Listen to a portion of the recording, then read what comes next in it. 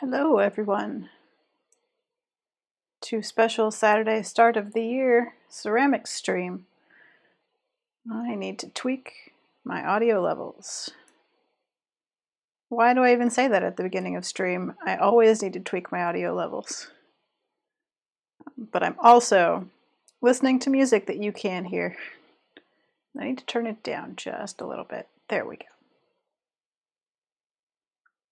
So, just sort of casual streaming this year, this Saturday, because let's unwrap here, because I did some madness before I went traveling for the holidays, and now, oh man, it'd be really great if I dropped this live on camera. And now it should be, it's a little bit damp still, which is okay, but it should be getting towards leather hard. And it needs some finishing touches. But it needed to stiffen before I did anything with it, before I left, because it's a little bit fragile as a newly, okay, yeah, it's good. It's a little bit fragile as a newly made clay form. The bottom's a little bit dented. Oh, hello, War Cabot. Yelling quail. And Wheezy Lou yelling quail. Yes, she would insist there be quail on this teapot, but there's not going to be. There's going to be chickadees. So I hope that's fine. Just gonna do some touching up. But anyway, so what we're gonna do is make some chickadees. This is a very faded printout. You can kind of barely see. Yep, chickadees. Anyway, we're gonna make some chickadees. We're gonna stick them at various points on this pot. And then I think I'm gonna do some lines and little rivet marks and maybe some texture around the base to kind of make it feel a little bit like rusted industrial or like rusted farm equipment. And then maybe if I'm feeling very ambitious, I'll put some ivy vines or something around it. But today's main goal is chickadees and finishing up this teapot. Just making sure that everything is attached. The bottom of the handle feels like it's a little bit, if you can see, there's a little bit of a crack there from where it's been sitting in the curve. So I'm going to do a little bit of touch up first before we start sculpting, just so I can make sure that everything is going to stay connected so that nothing breaks when it's drying. One of the tricks of building things with handles and such is that this big body here will take a lot longer to lose its moisture than something like this handle. And when things dry at different rates, you can get separation cracking as they shrink at different rates. And it's kind of tricky. Which is why I like to keep things at home and obsessively fiddle with them for a week while they dry, instead of leaving them in the kiln studio room to just wait with a note that says fire when dry. Because I'm a control freak about art.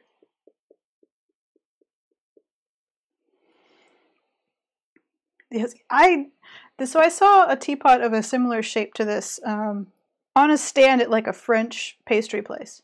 Not this exact teapot, but it had that like half moon. Good morning, Artcraft. It had that sort of half moon, like half circle shape. And I really like it. It's a nice shape. I thought it'd be fun to try and build it with slabs. And then I did. And it worked, although part of the reason there's going to be chickadees on it is if you notice, the spout is slightly off center, and I'm mad about it.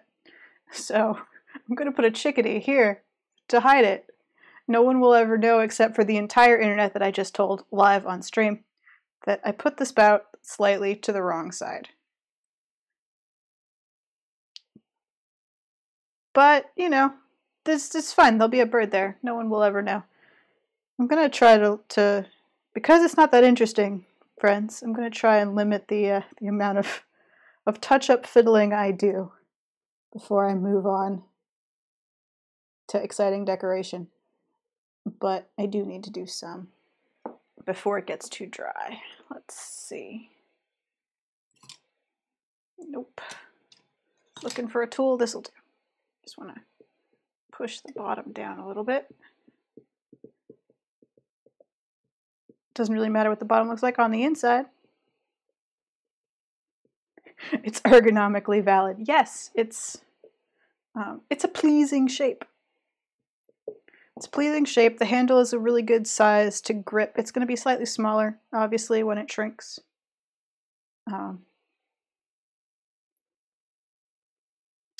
Yeah, that's another thing that I have a tendency to do is post images of things I've made and then tell everyone all about the things I did wrong and why I hate them.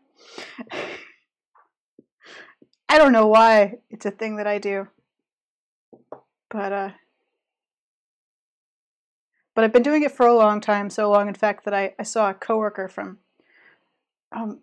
maybe 12, 13 years ago in the airport at random yesterday, and he pointed out that he thought it was funny that I talked about a badly pouring teapot on Instagram.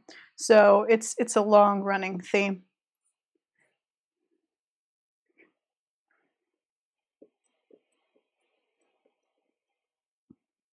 Yeah, I should just say that it's important and intentional and justify it, but I don't know, something about me drives me to explain to the internet all the things I've done wrong.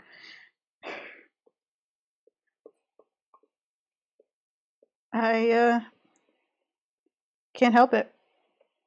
It's like a nervous tick. It's like, you see this beautiful thing I've made? I did it wrong.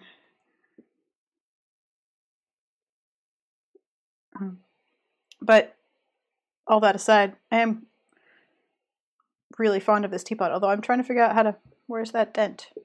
And why can't I push it down? I want a flat-ish, that's close. Good enough. The nice thing about this lovely flat teapot is that for once I can sculpt a thing and work on it that everyone can see from my weird overhead camera angle.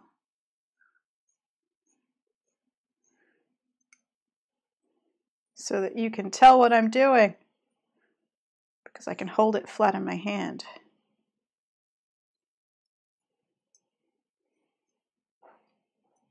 Cleaning up my corners.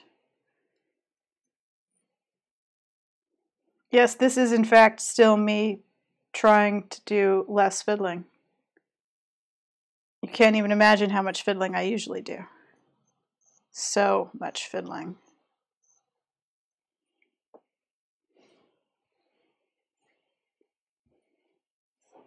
I'm not a fast artist when it comes to my own work for some reason.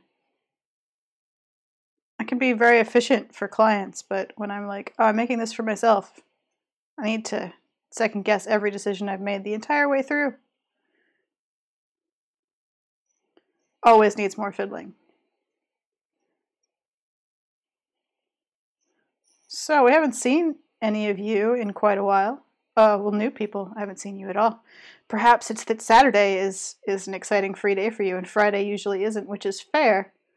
Friday in the middle of the afternoon on the Pacific Coast is not necessarily everyone's free time. But it is mine. But I thought, since I hadn't seen everyone in so long,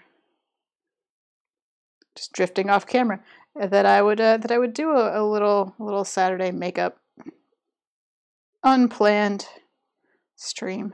Say hi to everybody. See how your new year is going. That crack is very concerning. I don't know if you can see it, because this camera still hates me. New year, same camera. There we go. It's, nope. So close and yet so far. Right here. There's a little crack. Hi, Devin. And I don't like that little crack. It's where I scored the clay to make it bend. And it's not okay. It's not on this side, so I'm a little bit less worried. Just the other side.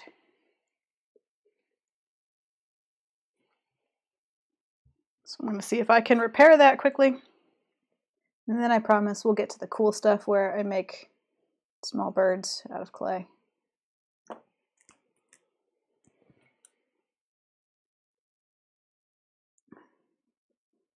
But just gonna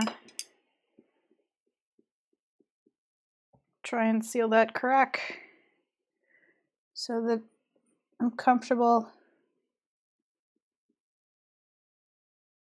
that your teapot handle won't break off when you use your teapot, because that would be very disappointing.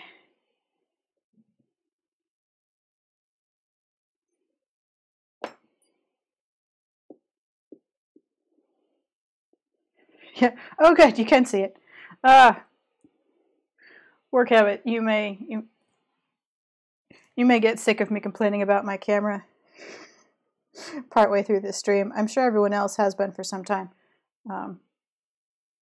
It is supposed to be a nice streaming camera, but I have yet to find one that really wants to deal with the fact that I'm constantly moving my hands and moving the thing that's under it.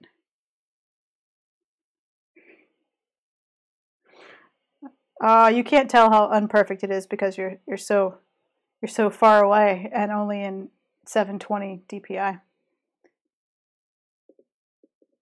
It has many flaws, but I did make a very careful pattern and cut it out, and I am pretty darn pleased with the overall effect, actually, because it had to be pretty clean to work. A lot of times when you're doing something organic or throwing pottery on the wheel, a little bit of softness or a little bit of not quite symmetry doesn't really matter, because it just blends in with the organic curves of an object. But if you're going to do something that's very industrial, very clean lined, every little flaw will stand out significantly more when you look at it, which is why I'm so mad about the off-center spout. But okay, I feel like that crack is resolved. Now we're gonna do some industrial stuff. I'm gonna find a ruler. I have a ruler here. There we go. A triangle. And I'm gonna just do some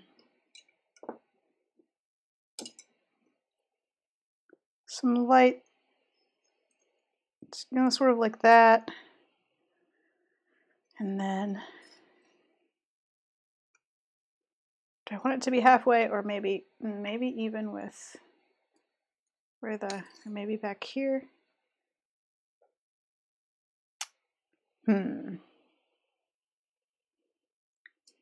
Closer to the front.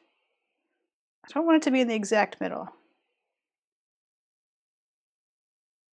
Closer to the back. Closer to the back. Let's repeat the arc of the handle. Something like that.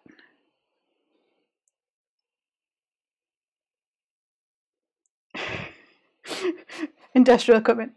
It's fair. Seen industrial equipment slightly off-center is absolutely valid. Fair enough.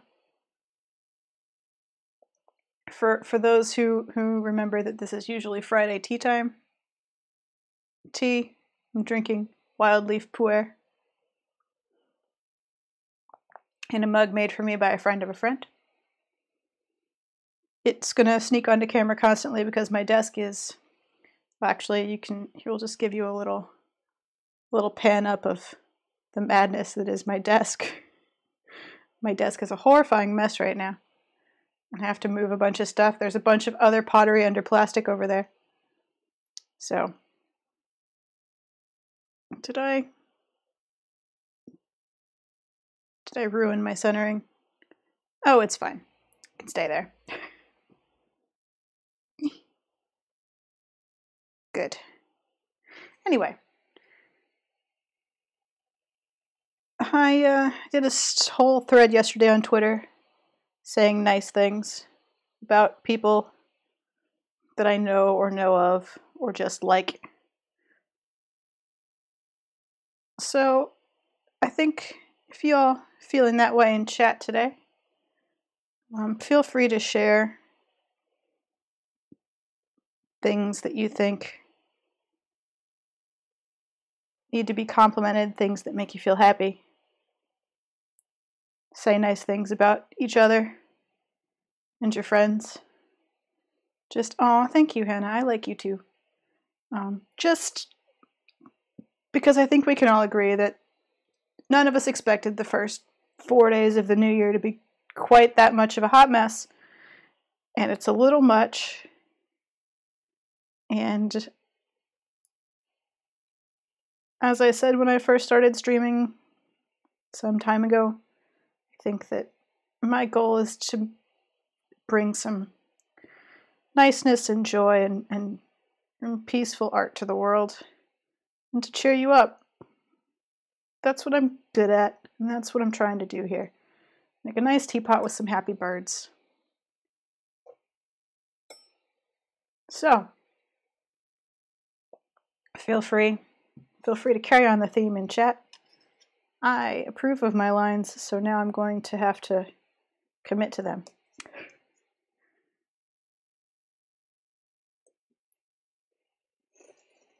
Make them deeper and more visible. There we go. So everyone can see the choices I've made. Useful thing for anything you're doing at your desk is a triangle, by the way. It serves as a ruler and sort of a T-square when you need it.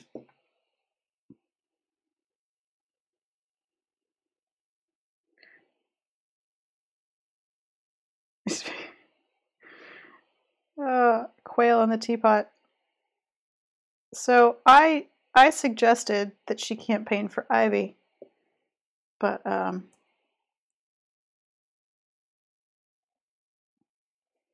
no, still on the quail.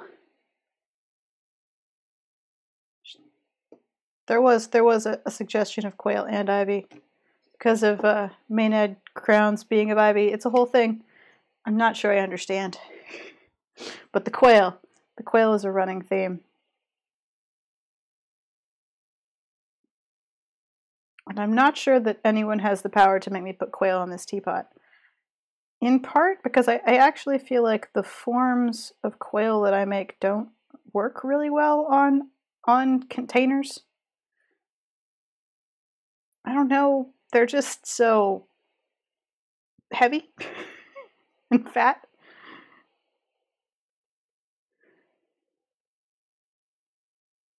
Modrion quail. Just paint a quail on the side. Turned into its most basic shapes. Which is, now that I think about it, pretty much a half circle. Okay, so I think next week, we'll be back on Friday. Friday tea time, 3 to 6, will be digital art. And I think I will probably do, at least in part, just a request stream. So your time to shout quail is coming. And yeah, I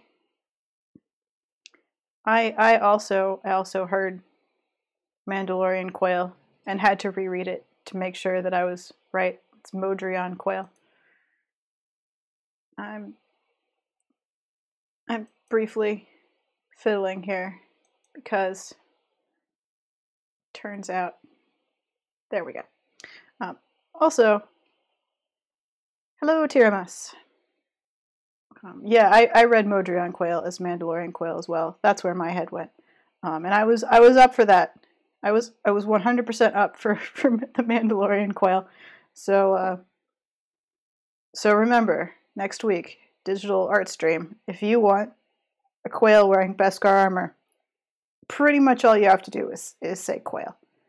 I'll make it happen.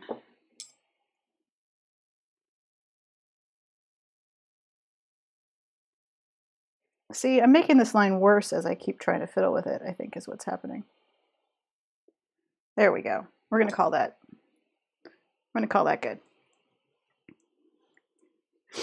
Yeah, it's the theme. The theme of my stream chats is generally shout quail.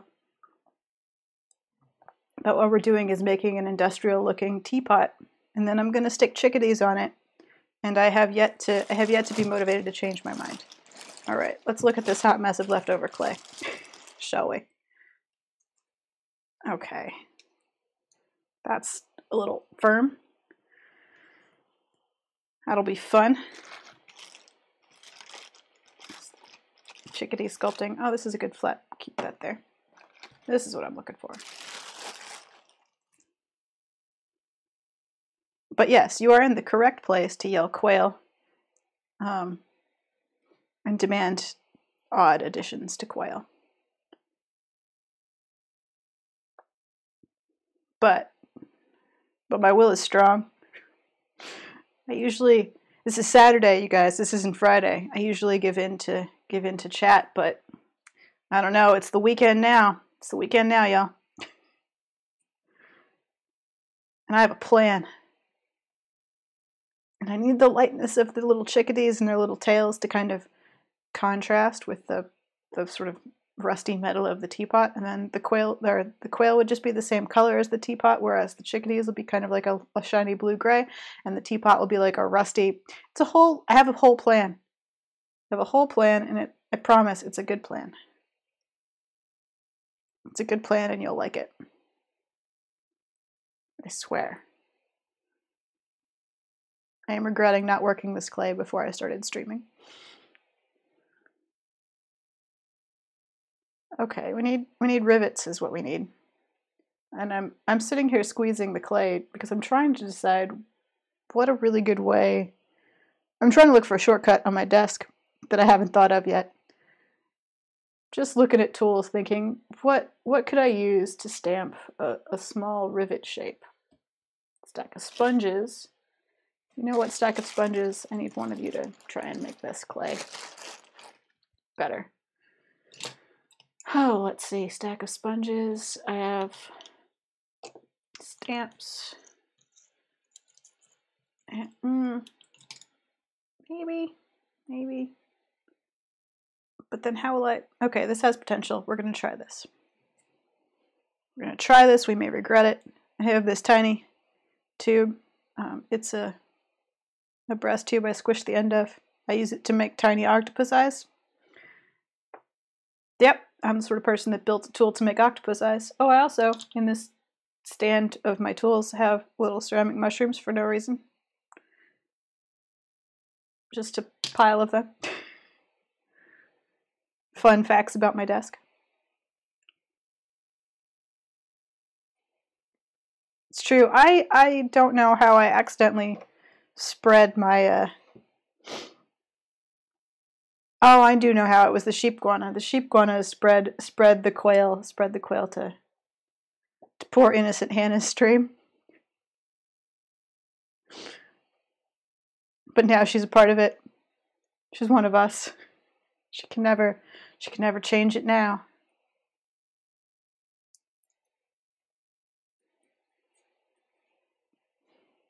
Although I think that the quail cue turned out really nicely, at least from what I saw before I ruined everything and left that stream. So I don't think that us shouting quail at Hannah is a detriment. In fact, I think we're helping. I think we're helping her be creative. That's what I tell myself. So I don't feel guilty for coming in. Yeah, I'm using a little brass tube to just roll some clay slightly flat for this experiment. because I don't want really deep rivets. I'm doing it off camera because I'm trying hard not to wobble everything. There we go. Yeah, you'll become more and more creative by drawing quail over and over again. Makes perfect sense. Okay, let's see if I... See, now here's the problem that I anticipated. It's stuck in the tube. I'm going to attempt... Uh-oh, that doesn't fit. My needle tool does not fit into the tiny hole on the other end of the... Nope. All right, do something fun. Nope, can't blow it out either. Well, failure. Plan does not work. We need a new plan. Let's see. Well, now we have a tidy hole in the flat plastic clay. Okay, new plan, new plan. What punches a circle that's small enough to make a rivet?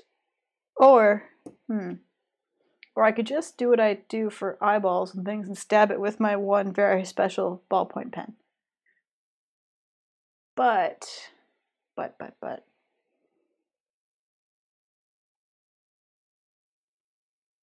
Or I could just roll tiny balls of clay. But I don't really roll tiny balls of clay, cut them delicately in half, and then do they stick up too far though? I wonder.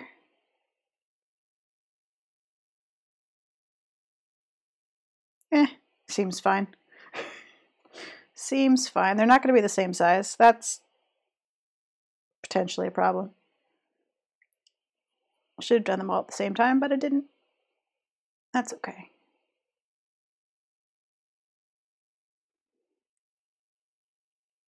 So chat, what's your plan for the new year? Any things you've committed yourself to? Any grand ideas you would like to pursue? If you're like me, you're telling yourself that for the love of all that's good in the world, you should finally update your website. That's my it's not really a resolution. It's more of a task that I've given myself. I think we're gonna rivet it at the corners.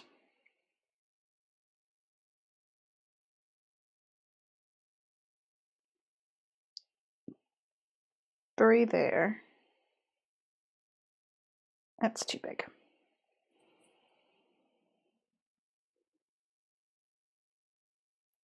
School in a couple of weeks.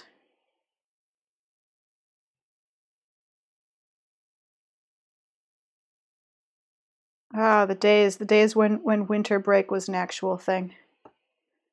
Good old days. Oops. Dropping tiny rivets.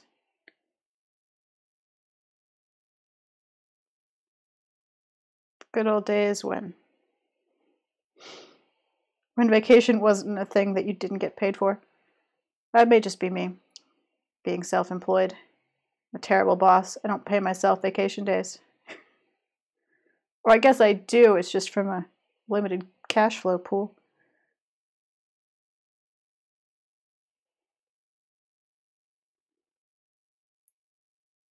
Still too big. What are you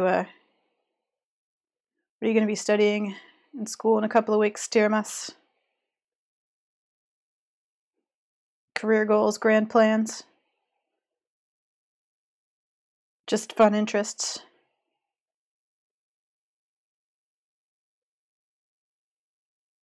Oh, Bachelor in Art.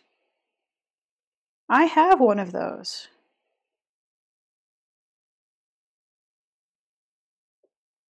I have to say that I enjoyed getting it.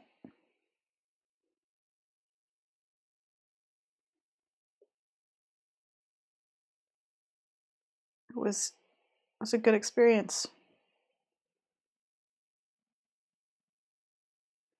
I do wish they'd taught me more about business, which is a weird thing to say about your Bachelor of Fine Arts. But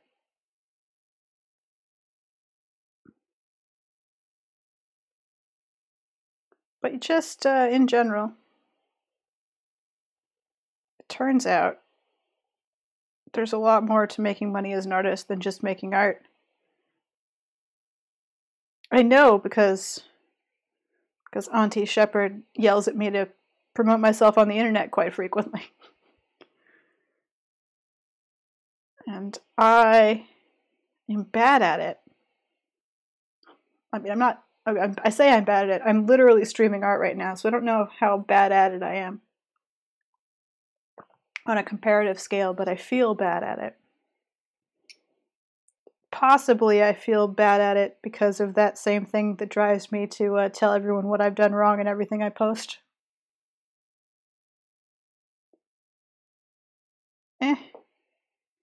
Oh, I have tweezers. I should use tweezers. That might help. Does not help. Okay, it helps a little.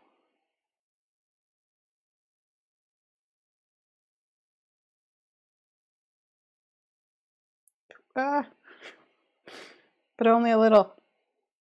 Tweezers may be a hindrance.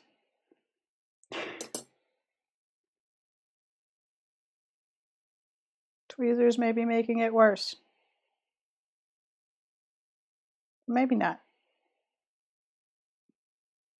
Try and tap these down. Devin has heard of me. It's my. I've literally gone hiking with Devin, so I'm not convinced that. I feel like that's not a sufficient method of self-promotion. I can't just go meet people and take walks with them to promote my art. Feels like possibly that's a little bit too much effort.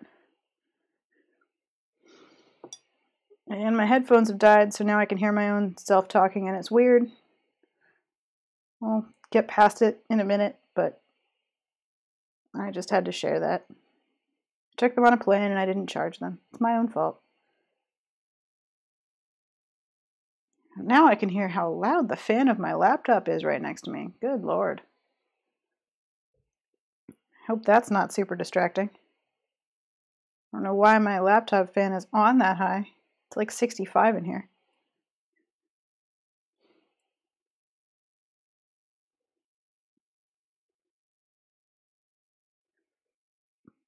Anyway. Yeah, that being said, Bachelor of Fine Arts is awesome.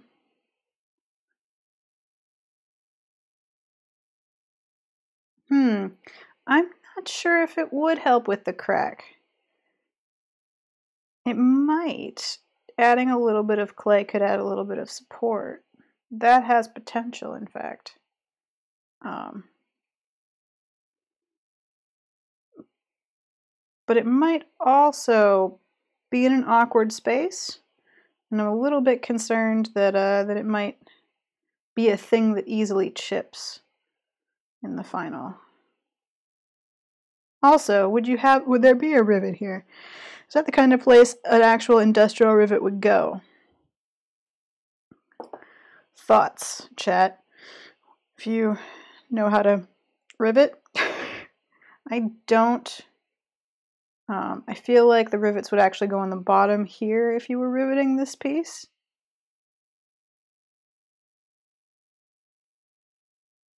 Thank you. Not really. That was my impression was that not really. But I'm also not much of a metalworker. I know how to solder silver and do a little bit of forming of silver, but that's basically my whole understanding of metalwork is one jewelry class in like 2002.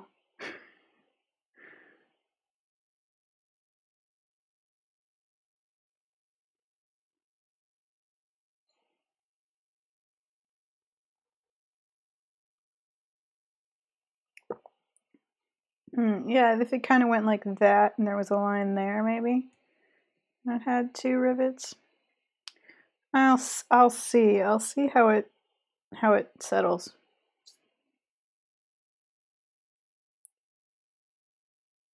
Well, no, I didn't even, just skip that side entirely. Let's get these on there. We'll let it percolate and see how I feel about it.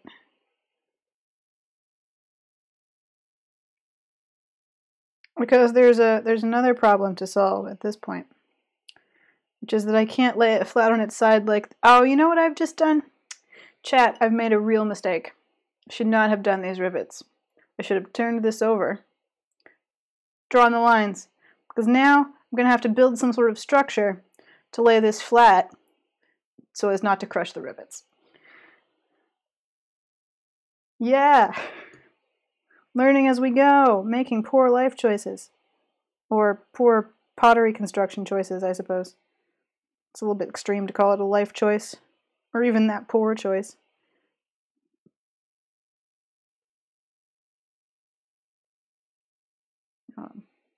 But yeah, actually, that's actually a good thought, Artcraft. I agree that I think it might be a little bit more effective to just like just have like a weld line. So something like a visible weld mark and kind of just ding it along. So that might be really cool. That's actually a really good thought. I'm going to keep that in mind as well. Good idea, chat. Thank you. Okay. Sealing the edges. Because I don't want the rivets to come off later. It's the part of the stream where I kneel on the floor and stare at the side view of what I'm making.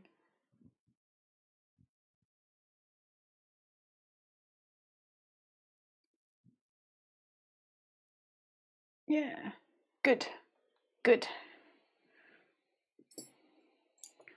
Feels pretty solid.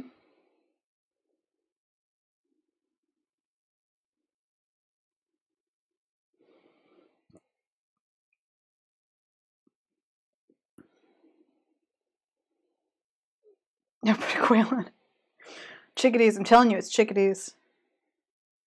It's gonna be great. Okay, it's time for creative problem solving. Creative problem solving with I could put a quail inside. You just drop a quail into the interior of the teapot, have it rattle around in there.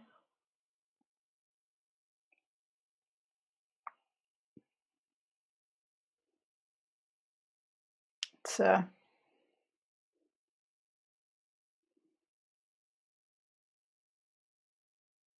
it'll be fine. I mean, they're probably a real pain to do if it's not clay, but luckily.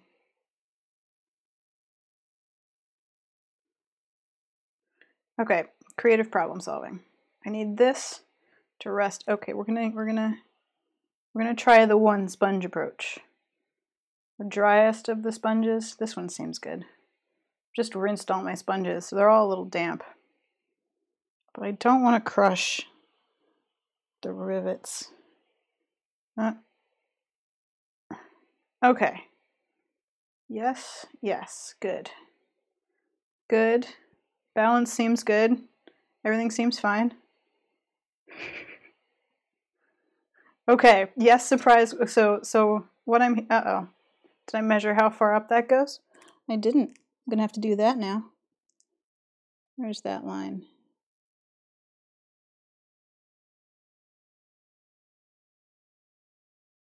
So like 10 centimeters, maybe? No, I don't. Nope, this line. Anyway. Right.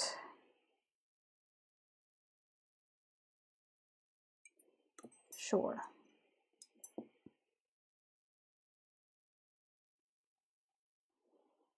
Have to very carefully. Does that seem likely? It seems right. Correct-ish. In the general vein of correct. It isn't much harder to do when it's wobbling slightly on a sponge. Fun fact. No! Sponge wobble. Stop it. Stop it. Oh, we've already devolved into the funny voices. We've already devolved into the funny voices for 2020.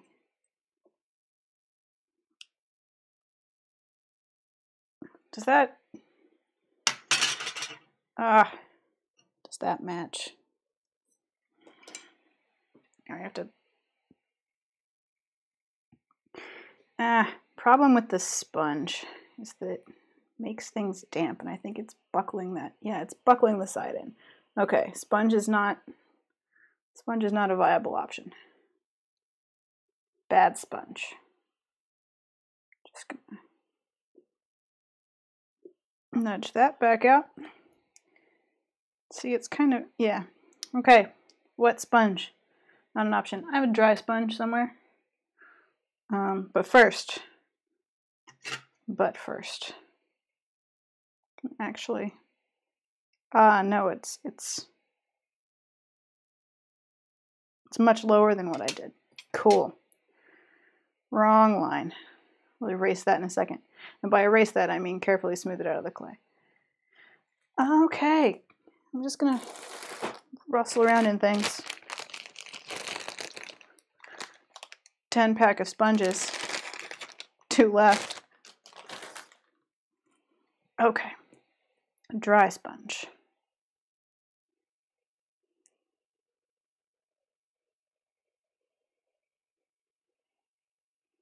Much safer. Dry sponge. Okay.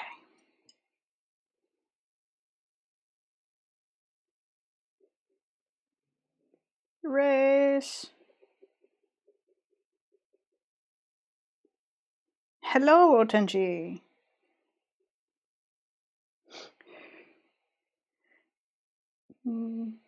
It's still leather hard. Doesn't require a hammer. I could still crush it with my bare hands if I really wanted to, but I don't. I just want to learn to measure properly the first time. That's all. Friends, I've forgotten. I've forgotten what the measurement was. It's been like 30 seconds, and I've forgotten.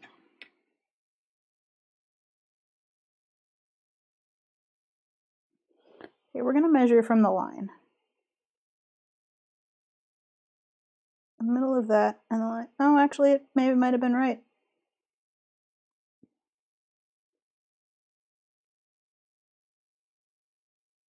Huh. Oh, I see, because I was measuring from the... But I can't measure from the line. I need to measure from the actual end of the thing.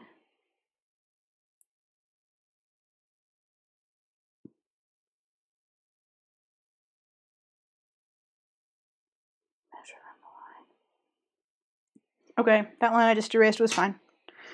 I'm not great at measuring in straight lines, and I don't know, what can I say? I say that as if I haven't built an entire teapot made out of carefully measured and figured out and constructed pattern pieces, but apparently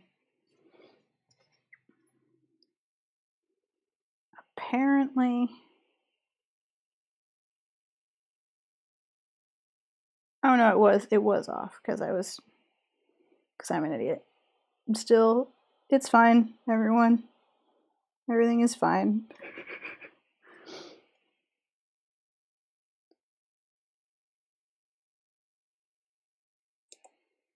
We'll make it work at some point.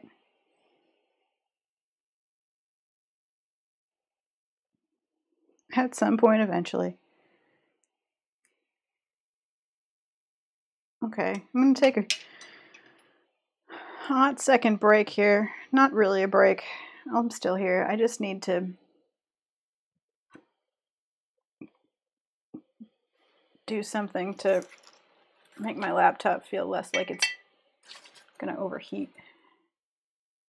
A second. I'm just gonna prop it up on some stuff because it's sitting precariously on a pottery cake decorating wheel. So, you know, it's not. There we go. It's not the best, most secure setup for my laptop, but at the very least we can get some airflow. And now it's covered in clay, which is what always eventually happens. And then let's see, we put this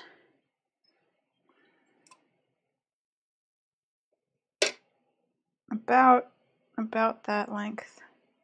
This doesn't need to be super exact. I just want it to kind of match. Well, this shows me how much the side is buckling in.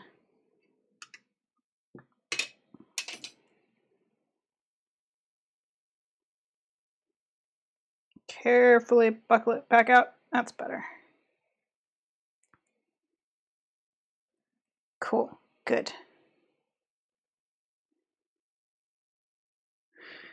Have fun, Tiramas. Enjoy socializing with people and feeding them. Come back anytime for a stream. Whenever I'm streaming, everyone is welcome. And chat is always pretty warm and cheerful. So we hope to see you again. Oh, no. Squishing things that don't need to be squished. I just wanted to make it a clean corner. That's all.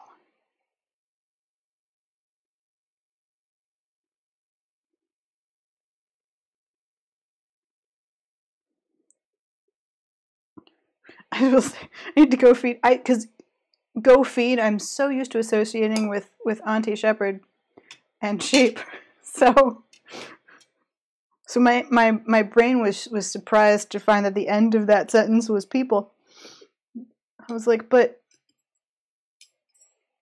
you don't need to feed people, they can feed themselves.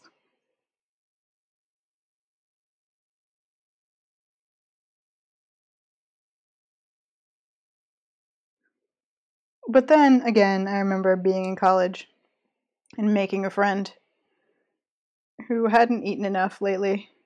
A bowl of like macaroni and cheese. Just macaroni and cheese, like homemade milk, American cheese and macaroni. And her being like, this is the best thing I've ever eaten. So, you know, hunger, feed your hungry friends. Don't draw lines without rulers, kids. You'll mess it up.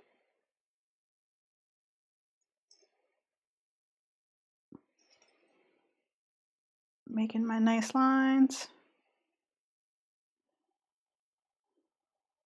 on my wobbly teapot stand.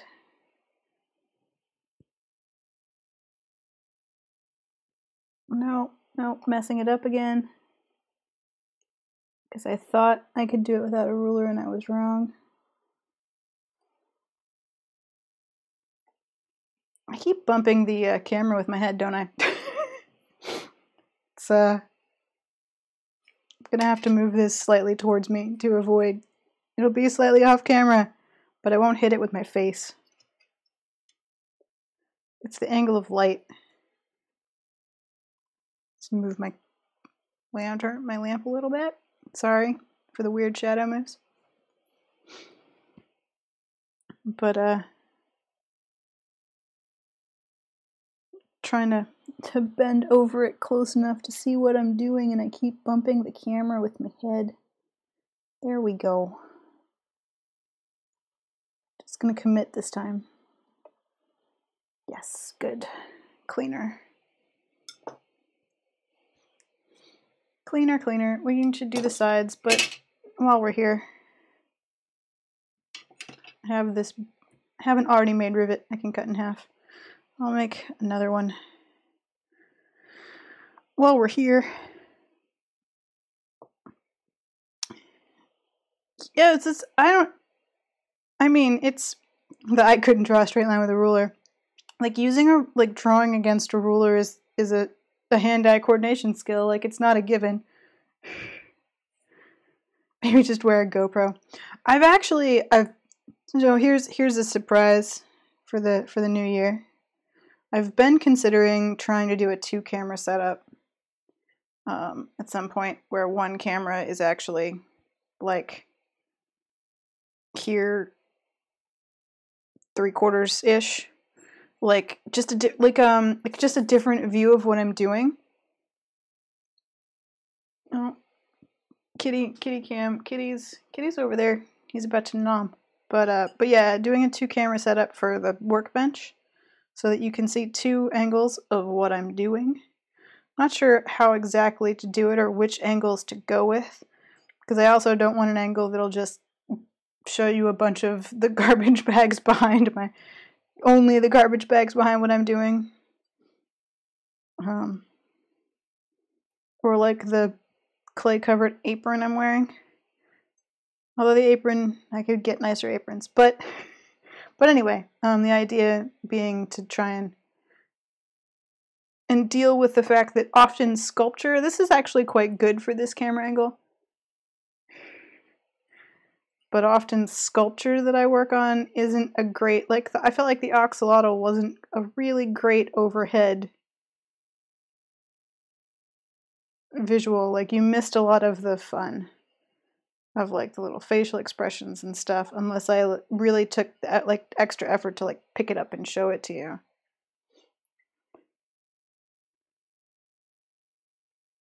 Yes, quail. But no. Well, we've worked out that we're going to put a surprise quail inside. So, although I'll be honest, this is going a little slowly. It's already almost 4, although that's not too bad. But I do need to get to the bit where I put birds on it. Stop. But rivets, it turns out, are kind of fiddly and take a minute to deal with.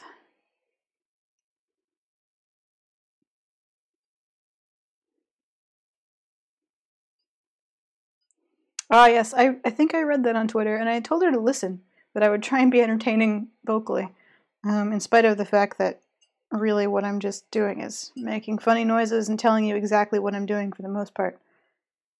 But unless y'all want to get me talking about something I have a strong opinion on, that seems to be the general way in which I conduct streams.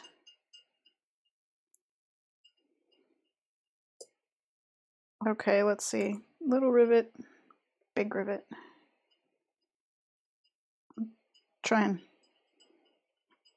pick the best matching rivet sizes here. Oh, this one's the rejected rivet.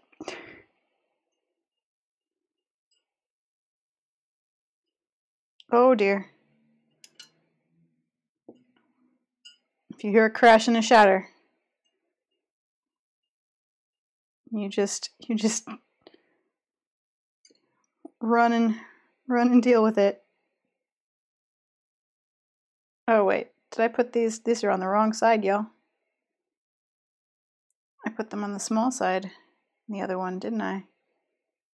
Or did I?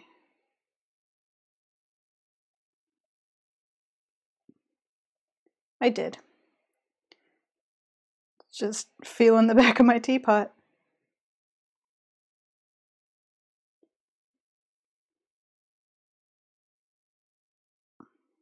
Spacing. If anybody has any pottery related questions, feel also free to ask. I know you don't actually have to. I will often just descend into explaining why I'm doing a thing. But if you actually want to know something, please do ask. I'll attempt to tell you if I know. If I don't, I'll be very upfront about the fact that I have no idea what you're talking about. And then I'll ask chat to Google it.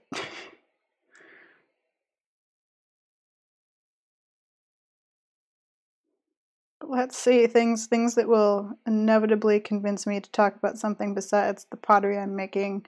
I'm always willing to enter the what barbecue is best fray. That fraught topic will always convince me to comment.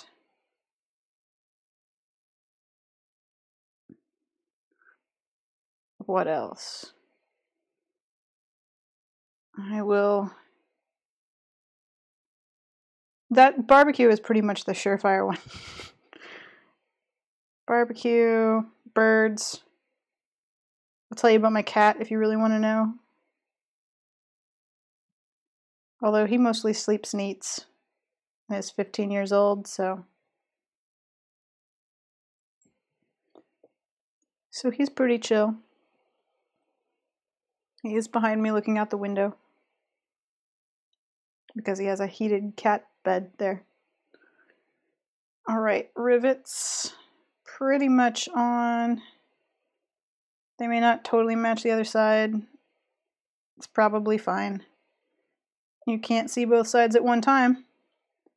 Unless you put your teapot in front of a mirror. And if you're doing that, well, I mean, you must really like it already. If you want to display it so that you can see both sides.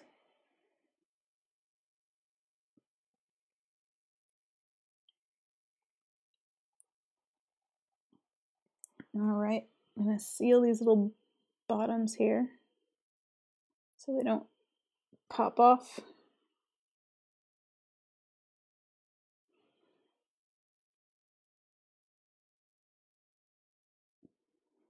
Okay, rivets on. Some lines drawn. We need to do the lines in the front and back, which we can do. This teapot upright. I don't want to... I'm going to kind of press this side out a little bit too.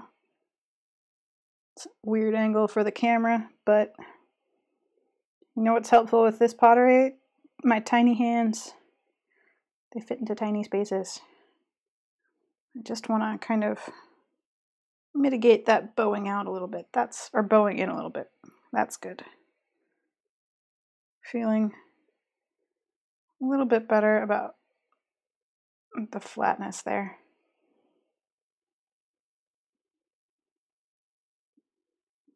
Yeah. Yes. Okay. Sponge can go away for a second.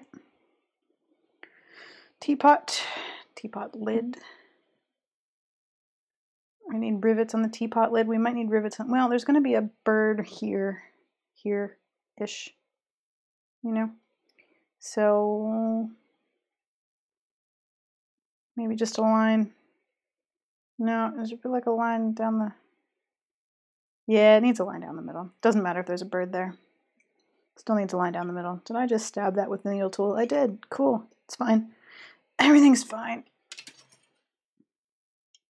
Okay. Time for guesswork. And awkward.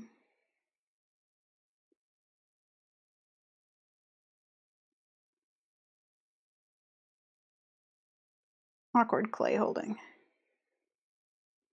Oh, this is a terrible angle to do this at. Let's fix that. Let's not try and do something that's going to go horribly wrong, shall we?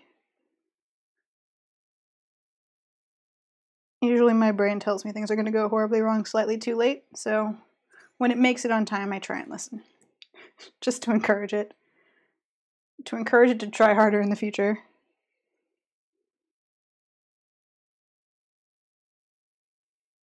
You know, that voice in your head that's like, that's a stupid idea. My voice sort of says that, like, while I'm doing the thing.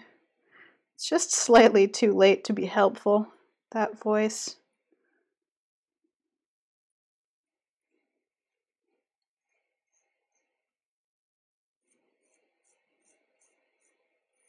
All right. We have a rivet. Does it need a pair? If it needs a... Put one there and one there. No, it needs a pair. It needs a pair of tiny rivets. It does.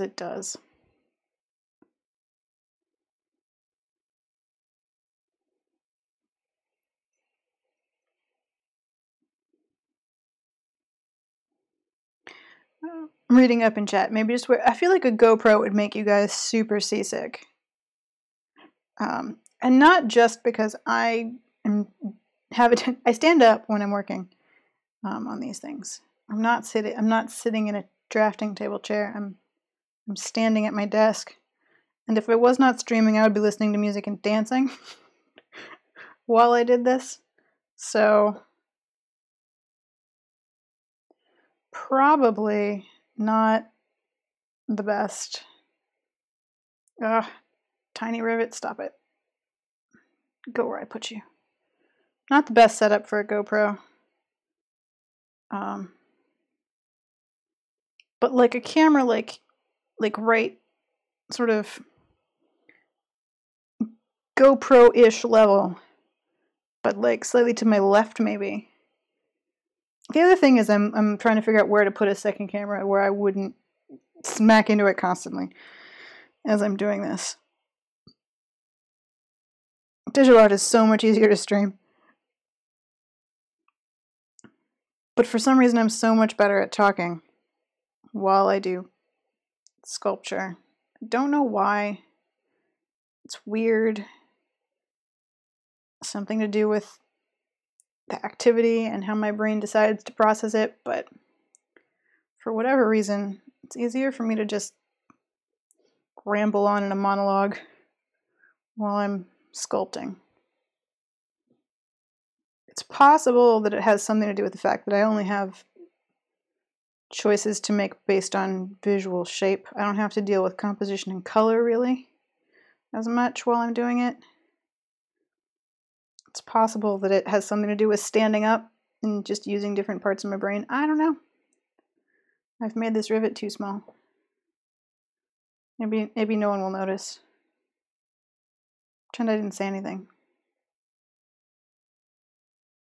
Yeah, it's probably fine.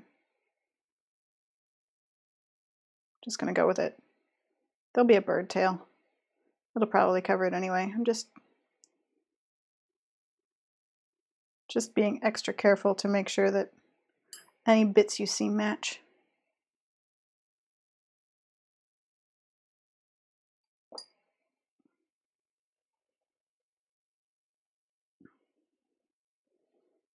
So as I said, next week, digital art. I'm probably gonna do some request stuff. So if you've been, not just if you've been dying to shout quail, but whatever you've been just wishing I would decide to stream drawing, now is the time.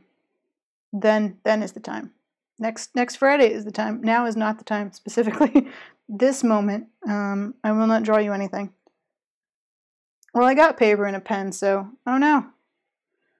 I just knocked off a rivet, proving that it was not that well attached.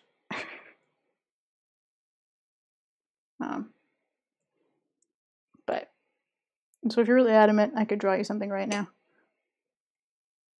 But, next week, digital art request stream. I'll be having, I don't know why I insist on pretending that some streams aren't requests. That I don't just draw what I'm told by chat. But I like to keep up the fiction. I like to keep up the fiction that that I'm the one who's in charge. It's not you, it's me. It's my stream. I am making the choices. Just because they're your choices doesn't mean that I'm not, you know, fingernails.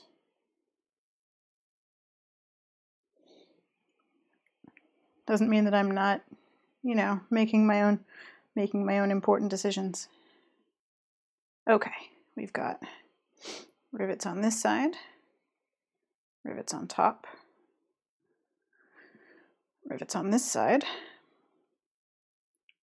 Now we're going to need to do the front and back. Also quite a dent here, which I can't really fix. I don't know. It's a construction dent, but we'll try and... Oh, actually, it's a little bit better. And now the trick is how to do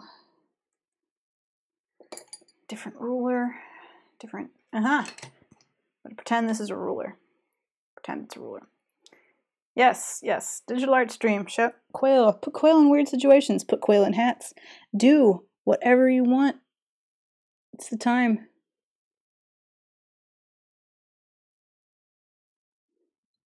It's the time to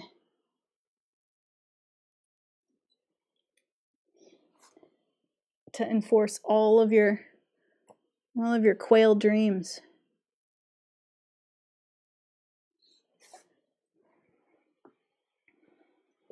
No one saw what that was, but I will carefully show you. I was drawing the line around under the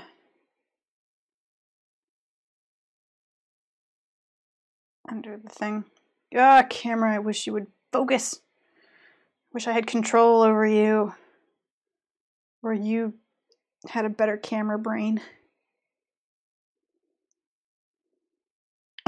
A quail in a hat with a hat. A stacking quail hat situation.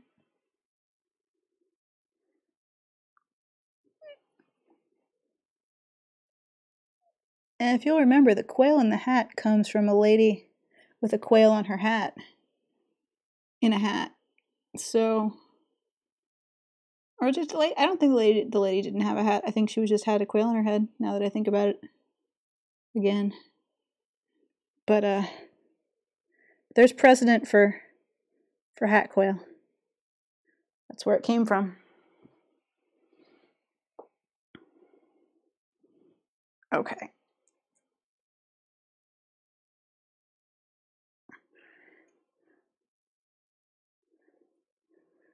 Put that back down.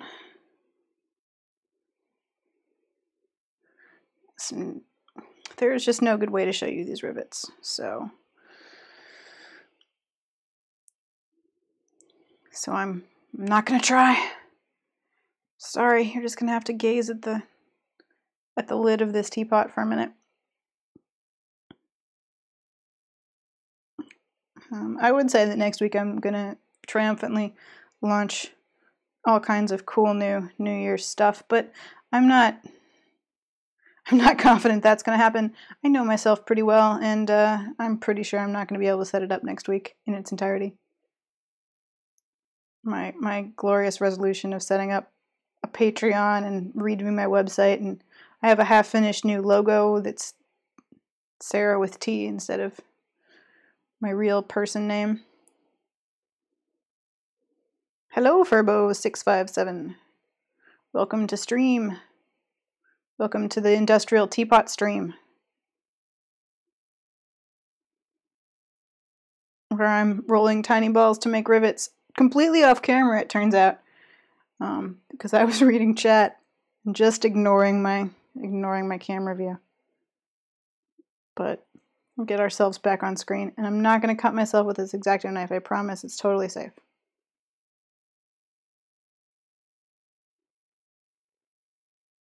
But, you know, be careful with X-Acto knives at home, kids. Maybe don't use your palm as the cutting surface. If you're not me. And you're not cutting tiny clay balls in half.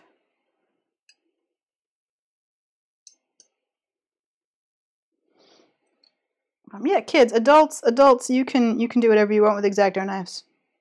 Carry on. If you're an adult, you're not my problem anymore. You can make your own choices. You can use tools incorrectly all you want. I may yell at you about safety goggles, but But that's just me caring about your well-being. If you're an adult, you should already know to wear safety goggles when you're riveting teapots.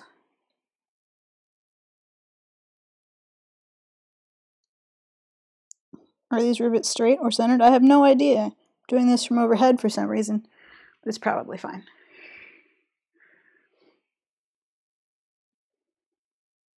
All right. I promise we're nearly to the cool bit where I make birds, I swear.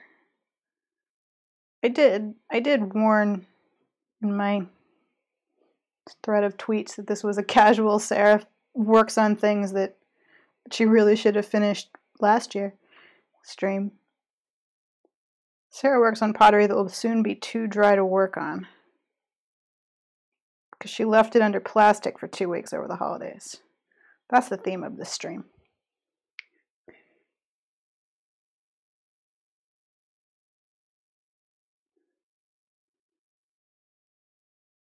See, yeah, now I'm trolling our craft with rivets is what's happening. Yeah, that's right. Rivet that. See how that's gonna work. Try making that industrial riveting happen.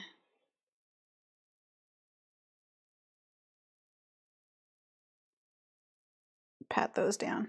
There we go. Let's get a good view. Rivets. Got rivets around. I mean, they're reinforcing the corners, our craft. You have to have the rivets.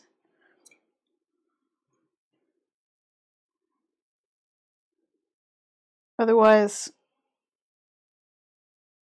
how will the corners stay on? I think I'm totally off camera again, aren't I? Yep, cool. There's not a real good angle for what I'm doing here. And by that, I'm not just talking about camera angles. I mean, there's not a real good angle to just do it.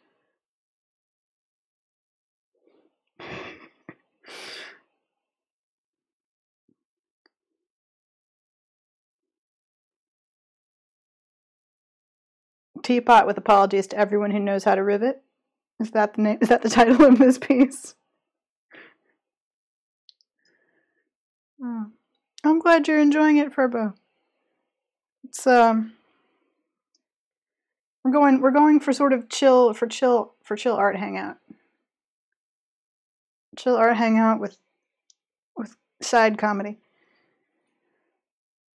All right, let's pretend I'm measuring again. It's fun. It's fun to use our imagination and pretend I planned any of this properly. That's the wrong tool. That's the right tool. Get here. Are we too close to the spout? Did we go to... Nah, it's fine. Oh, our craft. Should I put rivets all around the spout? Should I draw a line and put rivets everywhere? So that you had to rivet the spout on? Should I? Should I? Is that where rivets should go?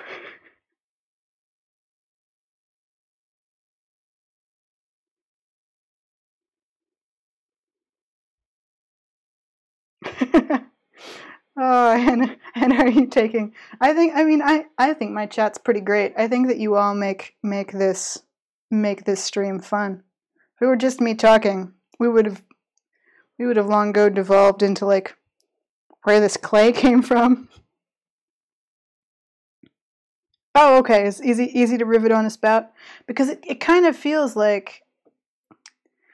I'm just going to take this lid off because I'm going to drop it otherwise.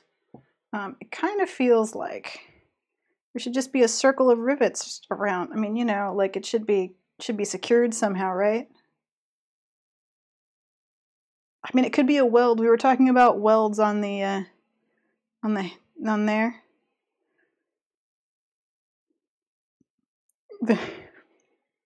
It's not actually that good a story, Necro Buffalo. It's abandoned clay. We got. This is the most adorable small town studio story. We got a new shelf, you guys. We had a Christmas sale and we made money on it, and we bought ourselves a new clay shelf because the old clay shelf was actually broken, was held up by like the wall and gravity and careful placement of heavy things. So we have a new shelf, and we sorted all the clay onto the new shelf, and any clay that had been like abandoned with no one's name on it, or had been there for so long it was getting really hard, we put onto a shelf of abandoned clay, and everyone was encouraged to use the really, really hard, stiff clay to make some slabs, and I did, and then I built 2 mugs and a teapot. And that's the story of where the clay comes from. I think it's a good story, but it's not, it's not the world's most riveting story. Oh yeah, that's right. I made a riveting pun. Oh, we can have a whole story there. Although, I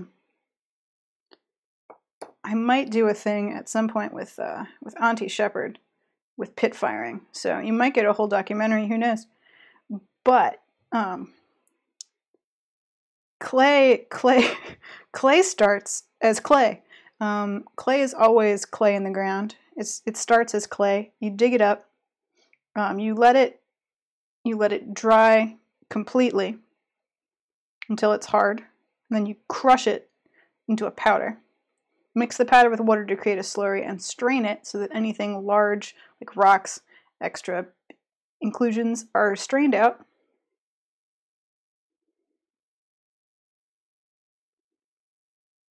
And then that sort of liquid slip is let dry some, and then you have clay. You could add things in like sand or grog, which is already fired clay ground up to give it more body. I don't think this has any of that. I think this is just clay. I think it's buff clay. But I don't know because I took it off the free clay shelf. And also, if anyone is curious, I'll just read our craft explaining up riveting. You could do the spout before you put on the bottom. The problem with those corners is that you have to reach through the opening in the... Oh, no, you're right. That is a real problem. You have to reach through the opening and then get into the fiddly corners. Buff clay, the bro of clays. It's, I'm kind of lukewarm on buff clay because it's not light enough to be white to really show off colors of glaze, but it's not dark enough or like pink red enough to... It's not committing to a color. It's just tan. Okay. I'm still debating whether I want to... Nope, the cookie cutters are coming out. That's what's happening. If we're going to rivet on, if we're going to fake rivet the... Is that... I'll just draw a little circle there. Wrong place. Erase the circle. Delicately erase the circle. Yeah, no, that's actually our craft. That's weirdly very helpful. Because I'm trying to create an illusion here. The original plan, the original sketch I made, which I think I put on Twitter, is oh yeah, no, pause in that story. Because I too would like to know what Hannah would like to know is, oh my god, would you actually make it our craft? Because that would be amazing. Sorry, I'm just trying to center this circle over my spout. There we go. Yes. Good. Good. Yeah, that's... I'm just gonna... I don't remember what I was talking about before, so I'm going on a tangent. One of the biggest problems with art in general, especially sculptural art, ceramics, metalworking, that kind of thing, is that you need access to a workshop and you need access to a lot of electricity, a lot of specialized tools, which creates a barrier for entry. The only reason that I can do ceramics is because there is a city-run group studio that has really inexpensive open studio nights with access to all of their glaze and free firing attached to it. So you just leave your work and we do group firings 3 times a week. So we'll do a bisque and a high fire and a bisque and a high fire. So it's a little bit limited. I can only really fire to those cones that we're using. But I could never set up a kiln in my house. I couldn't afford to buy myself a full-size pottery wheel, and I also have nowhere to put it, so the fact that I have access to a group studio where I can do those things, where I can work with other people, learn stuff from them, get stuff fired, that kind of helps remove the barrier of entry from doing something like fired ceramics. And I wish that in general there was more of that just everywhere. Access to workshops with tools you need to do work with things that are a little bit more involved than just bakeable Sculpey or the art you can make on a desk. And there's my rant about how everyone should be able to make me a sheet metal riveted teapot. I think everyone should have access to crazy maker spaces with all the crazy tools. Who remembers what I was talking about before I started this whole tangent?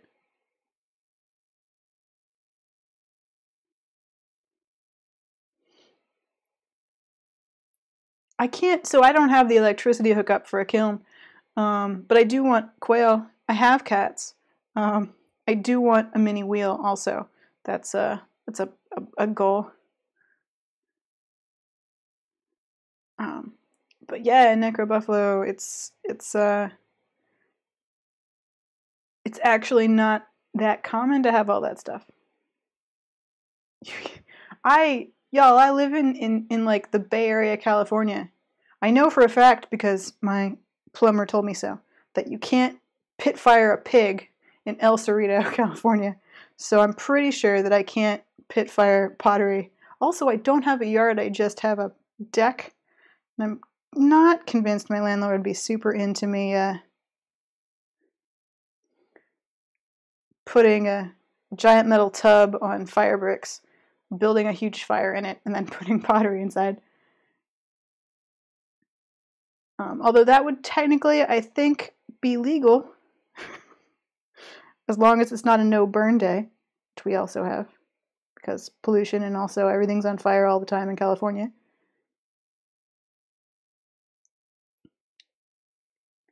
I was talking about what I was doing with the teapot before. That's not that interesting. Let's keep talking about me setting my house on fire with pottery. No, the teapot was gonna be quite twee before it had. I'd sketched like a sort of a floral pussy willow pattern on the sides, and then I was gonna put chickadees on it, and then I couldn't bring myself to actually do it. It was just too much.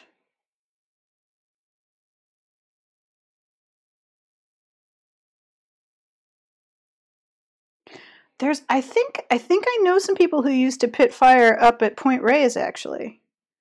I don't know the details of that. I saw a piece that she'd done that was wood fired in a pit, and I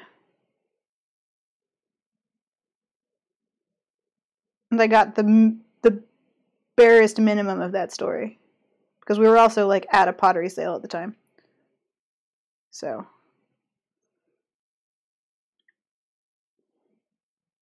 I only got the little bits. But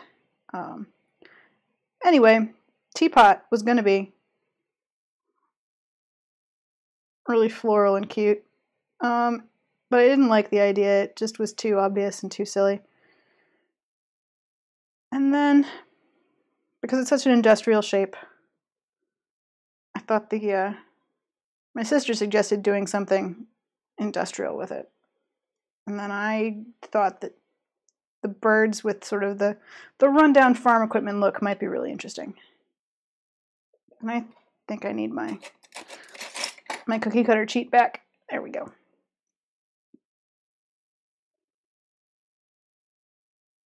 Can't have a kiln out. That's the wrong size cookie cutter. Can't have a kiln outside in the rain.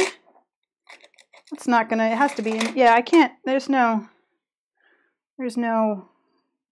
outdoor kiln going on here, even in California. That's not a great idea.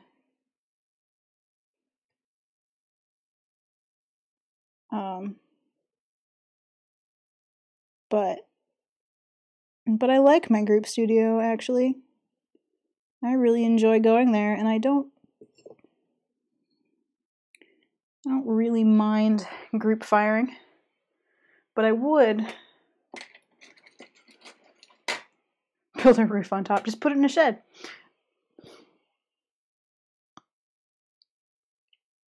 But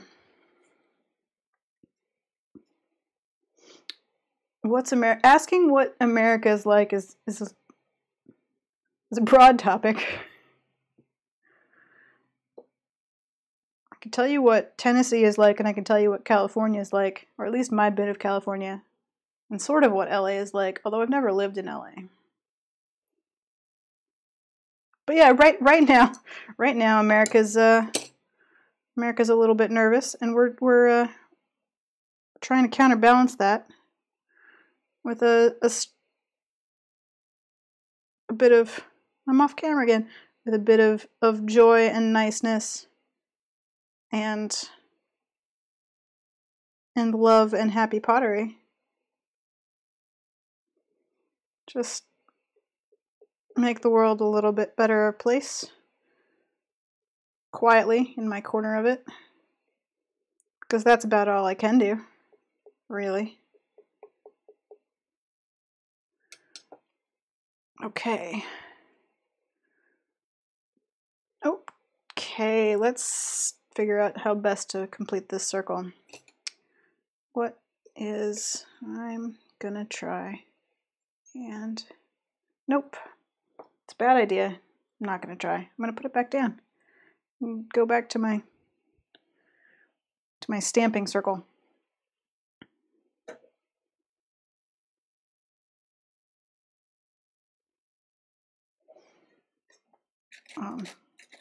Yeah, I think more to the point, America is quite large, and it's not homogeneous in its culture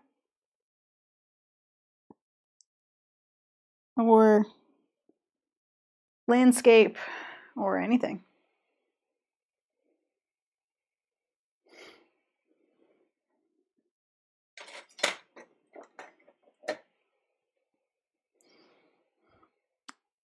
I mean, perfect. Pink bunny suit. We have Bird D&D here. We support people who want to put on pink bunny suits.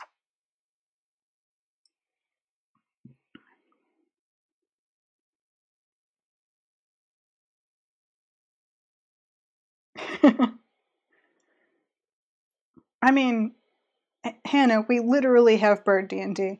About once every few months, I draw birds in armor with swords. So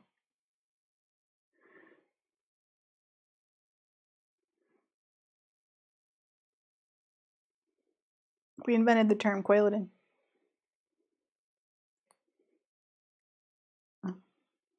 Yes, also, if you guys want to link stuff you've made or drawn to each other in chat, I will approve the links for the most part. Just please don't link anything that's adult rated.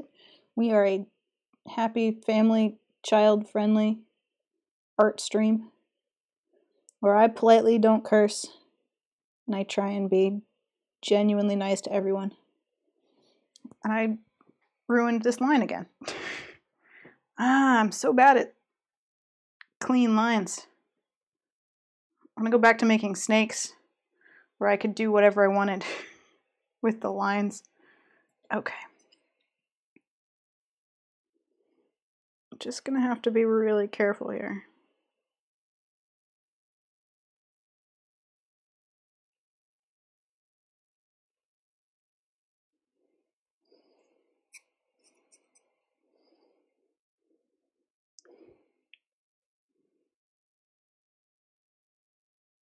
Just some nice, clean, careful. No, ruined it. I didn't ruin it. That's harsh. I apologize. I shouldn't be so harsh on my lines. I didn't ruin it. I can always smooth clay over it and try again.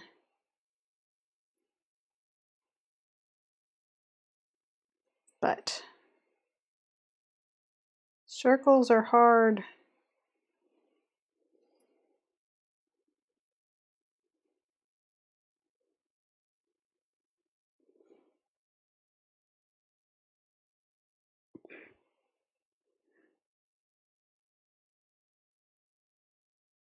Yeah, it's gonna be a weak join, isn't it? Oh well. I'll just assume that the majority of people who will want this teapot don't really know how riveting works. I only knew the barest minimum of how riveting works, but I've gotten an excellent bit of instruction today from our craft, which is exciting. I love learning about new construction techniques for things. I am the kind of person who you come to when you need something like a planer, because you know I have it.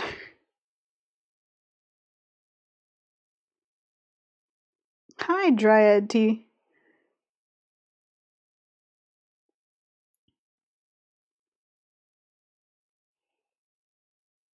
I'm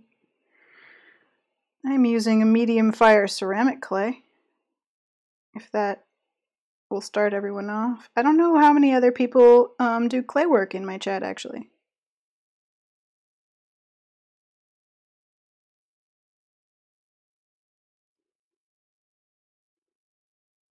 I'm not sure. I don't know that anyone else in chat actually does ceramics. I'm not, or sculpture. I don't actually know. I'm excited to find out.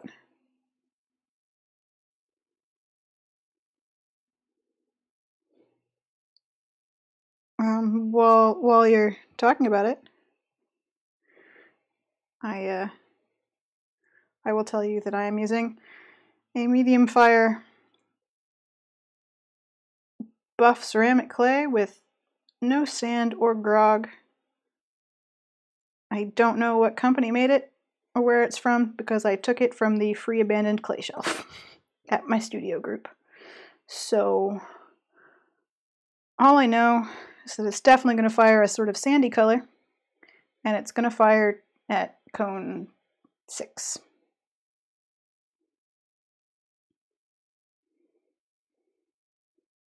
Oh yeah, this is probably Laguna's buff with no grog, because that's one of the ones that we have commonly in the studio. I have some B-mix around here. Oh, I just dropped one of my rivets in the water. That's going to go poorly. I do have some B-mix around here. I have some buff with sand in the trunk of my car where my clay lives, because that's the coolest, darkest place to keep it. But actually, my new current favorite is what I did some sculpture on with a stream a while ago when I did axolotls, and that's the Navajo wheel with grog. It's got quite a lot of grog, so it's good stiff sculpture clay. And it held up really well when the really small little bits of gills and things on the axolotl I sculpted were drying, which I was really impressed by. So currently my favorite personal clay is the Navajo wheel with grog. There's also a really nice stoneware that I've been using, but I forget who makes it. I wrote it down somewhere. It's a nice medium pinkish stoneware that fires really nicely. I'm the kind of person that goes to the ceramic supply place and just gets 5 different kinds of clay to play with. I recognize that I should probably pick some good steady ones and stick with them, but I get too excited about new things.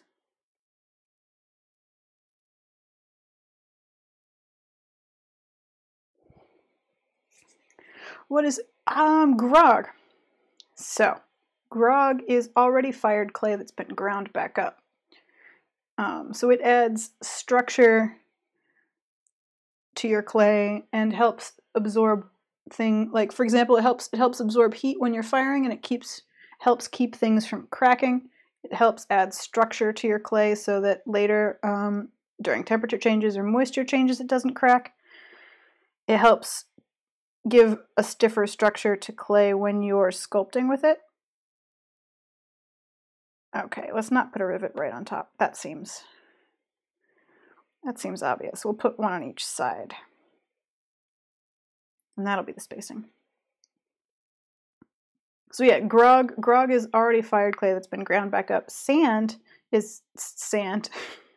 Sand does a similar thing, but it's a little bit less sharp and large of a grain. So that, let's see, what do I have? Here's a good, I can't really stick my finger in it, but this is some of the wet Navajo wheel clay. And you can't see because the camera doesn't want to show you. There's like a fine grain in it, like a grit. And that grit is the grog. And now I'm going to have to wash that off. I'm not going to change the water though. That's just going to have a little bit of Navajo wheel on this teapot now. But yeah, I used that for the axolotl that I was sculpting, and I was really pleased with it. Also, the axolotl should be out of the kiln when I swing by the studio on Monday. So ideally, quickly next week before I do digital art stream, I'll show you guys a fired axolotl. Unless something terrible has happened, then I'll just tell you a sad story. A sad story about the heat death of the axolotl. But they dried really, really well, and they bisque fired really well, so I'm not super worried about them. Excuse me. I think that they'll probably fire pretty nicely.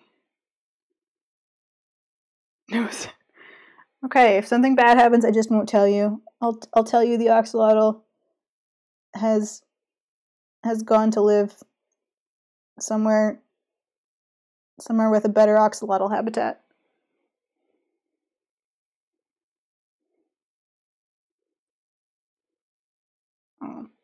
But yeah, I think the axolotl should turn out well. I've also got a huge pile of bisque-fired stuff now that should be waiting for me, including the snake teapot, which I've started calling the Devil's Teapot. That's its title now. Apparently I'm just going to make crazy teapots now, is my new goal. Oh, it's an elephant teapot. That's cute. Yeah, this is kind of a fun. It's got little eyes now. I've given it little rivet eyes.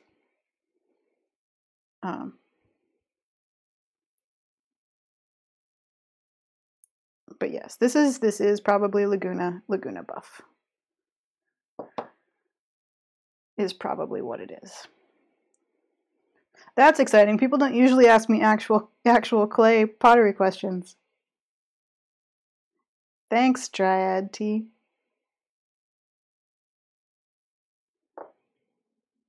I'm always excited to be a huge nerd about clay and pottery and glaze. Alright, these are sort of evenly spaced. We'll just pretend they're evenly spaced enough. That one is not going to stick.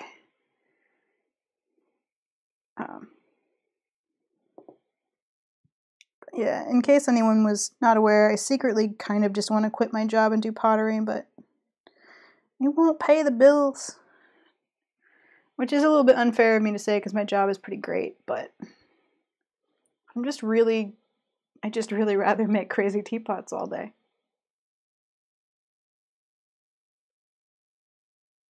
Yeah, I figured what you'd do is you'd hammer out a sort of a flange around the base of the spout and then rivet it that way from the outside. Although that might make it more likely to leak. It might should be, well, anyway. I've done it, so it's too late now. Well, wait, what if I put another, maybe I could put another line. Put another line, like, an inner line. Make it like an extra riveted.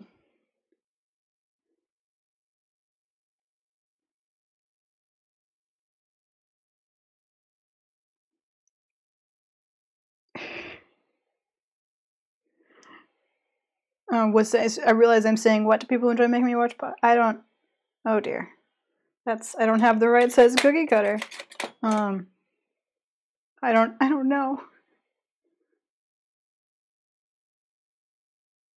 More public secrets. Yeah, I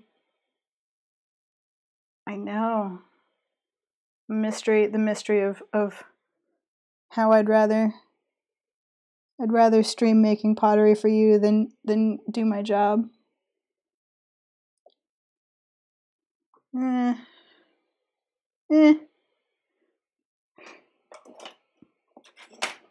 Okay, a rank of rivets 2/3 up the handle for better. So I'm just like. I'm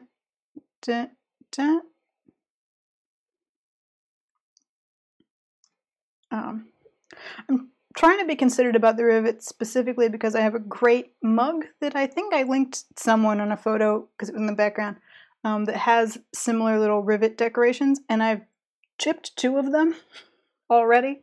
I say already, I've had it for years, but I've chipped 2 of them.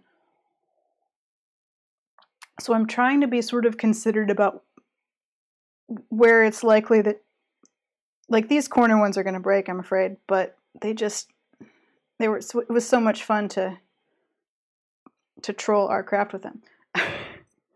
but yeah, I'm trying to make a functional teapot, y'all. It's well, functional-ish anyway.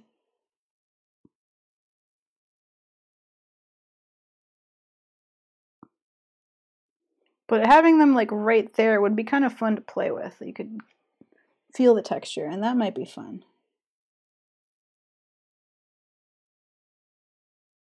I'm going to move this knife before I stab myself with it. After earlier doing a speech about how you should all be careful with knives.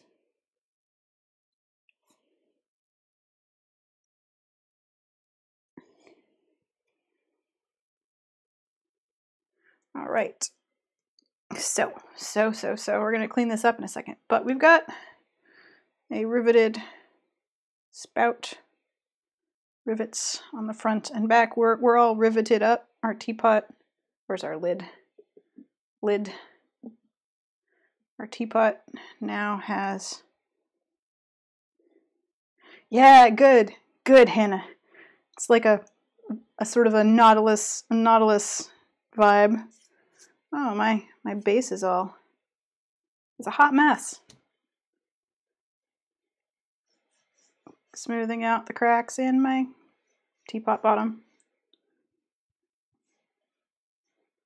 I think that they actually were from when I rolled the slab. I don't think they're from when it's drying, so I'm not super worried about them. Just wanted to tidy it up a little bit while I'm holding it upside down. Because as I told you earlier, I fiddle.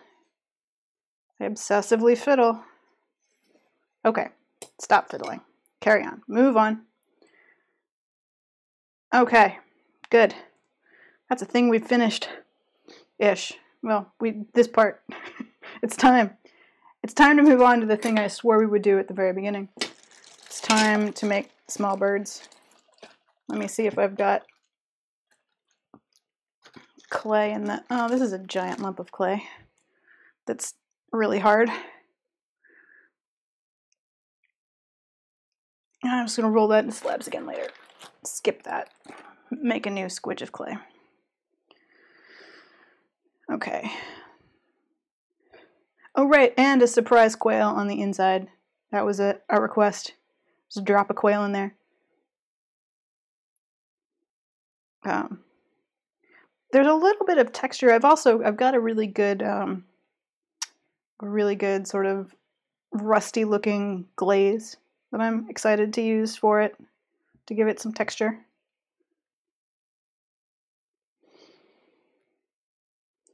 Okay. Are these going to be too small? No, they're about the right size for chickadees. Chickadees are pretty small anyway. Which is the smallest lump? Try and even them out because I don't have a scale.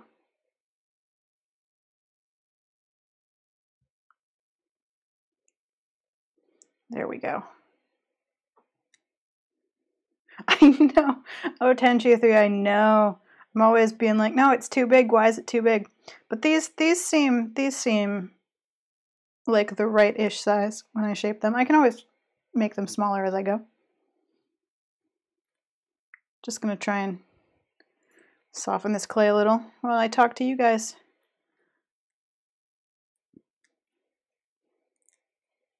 So hey chat, how's it going? Just gonna listen to me squeeze clay a little bit. I don't want it to be too soft because I am just sort of making a bird form, a hand-formed bird, but I don't want it to be so hard that I can't smooth it. So I'm just gonna work my muscles here. There we go. So three birds, one on the lid, one obscuring the fact that I'm bad at measuring, and a third that may, and a third because you don't do two things in art, you do three because you always do odd numbers. So a third, maybe on the side, just stuck on the side, or on this side rather, to balance out like a sort of a three bird. I don't know. It'll go in an awkward place that'll make the teapot harder to use, and I won't regret it at all. I'll be fine with it. Everything will be great. I'm gonna put this slab away, and then I'll put. Okay, hang on. I have to plan ahead because this clay is really dry because it's been wrapped in a bag for 2 weeks. I gotta plan the. Just gonna let this sit in a pool of water so I can have it ready later when I produce the necessary quail.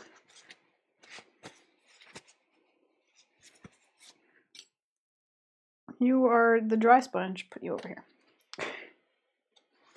Okay. Putting my reference image off screen so you can't see it. Ha ha ha, because my camera likes to focus on drawings on paper for some reason. No one watered my clay. She did water my plants though, which is more important. No, I had them covered, hidden away in the coldest, darkest room. This is actually still very sort of. It's getting a little bit dry now that I've had it out. In fact, I might, while we're doing this, I might just find a good way to delicately cover this over, just to keep it a little bit dry or a little bit wetter. But it's been stayed pretty nice. It's just leather hard and not too hard, which is exciting.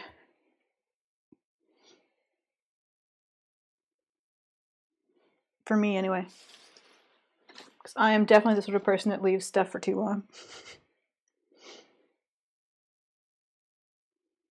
Because I have always been the kind of person that imagines I can do more in an amount of time than I actually can.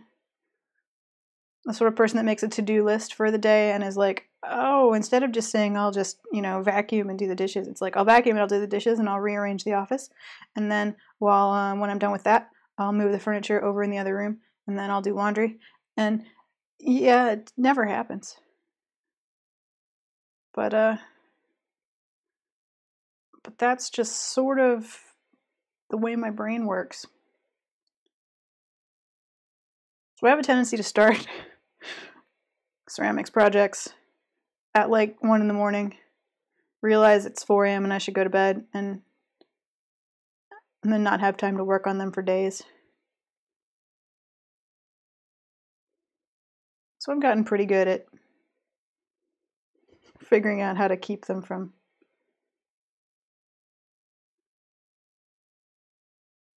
going wrong while I don't have time to work on them. Oh, it's been a while since I sculpted. Specifically, it's been 2 weeks. Maybe a little bit longer. I feel like I've just been glazing. But I feel like I'm rusty.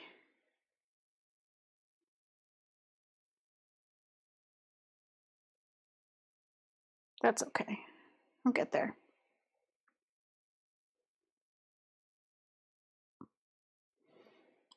Since someone brought up Mouse Girl, who is my roommate, let's tell you the story of my cat Jack's concerted campaign to gain entry into her bedroom to sleep in her bed at night. My cat is not allowed in my room. Partly because I have plants in there I don't want him to chew on, and partly because I learned some time ago that I sleep better with no cats in my room, and I really like sleep. I like getting a good night's sleep. I like not getting woken up by cats. It's better with no cats in my room. And unlike previous roommates I have had,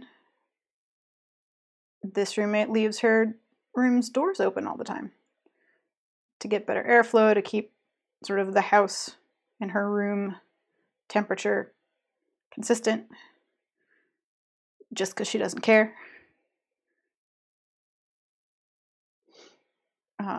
And he has been campaigning for permanent bedroom entry basically since she moved in.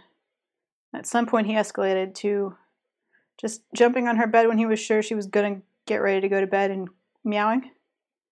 And apparently while I was gone for the holidays, he won the war. He won the battle. He's now sleeping on my roommate's bed. So let's all spare a moment to congratulate my cat Jack for being persistent and claiming victory.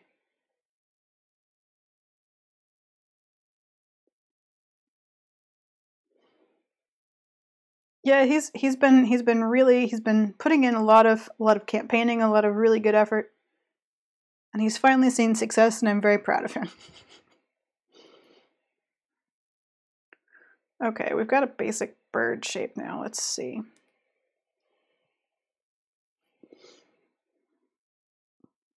How are we gonna? A little bit rounder. It's kind of there like that, and there like that, and a little bit shorter.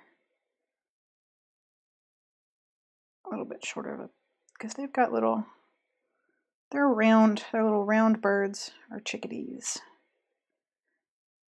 I can't at the moment show you a picture, so if you're not from the United States, you may not know what a chickadee is.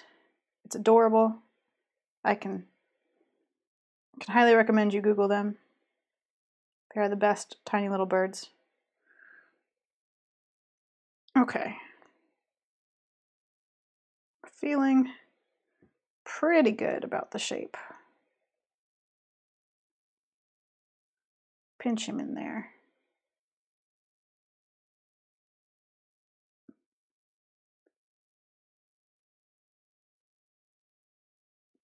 Just working on the tail. He's not quite life size. He's maybe slightly smaller than life size. I don't know, I've never actually held a chickadee in my hand, so maybe that's close.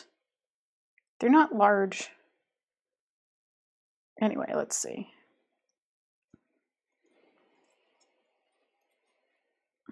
Sitting on the top of the teapot, slightly forward. Sitting on the top of the teapot. So let's see, do we want him looking straight ahead, to the side, Oh, hang on. I see a general. I kind of want a little bit more shape in his. There we go. That helps. I'll finish the sentence. I wanted a little bit more of the head lifted shape. A little bit definition between the head and the body. 2 to 4 inches. What are we at here? That's the centimeter side. Oh yeah, that's about chickadee size. It's about life size. It is about a life-size chickadee. Okay, I think I want it to look to the side because there'll be more interest if it's not looking straight ahead. Yes. Tools.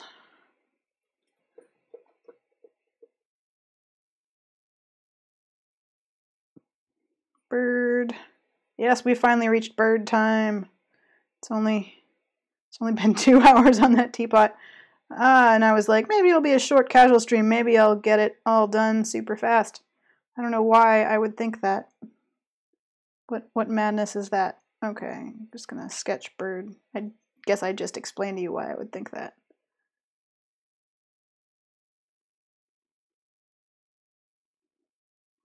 Okay, chickadees have little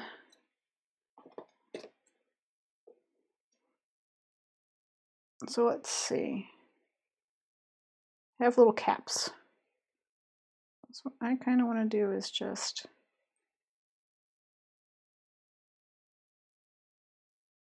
sketch the whole little head here.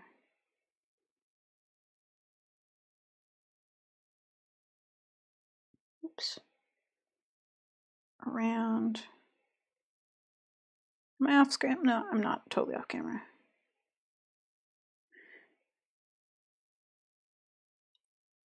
Oh no, weird. I can see the Margos when you post them on my stream.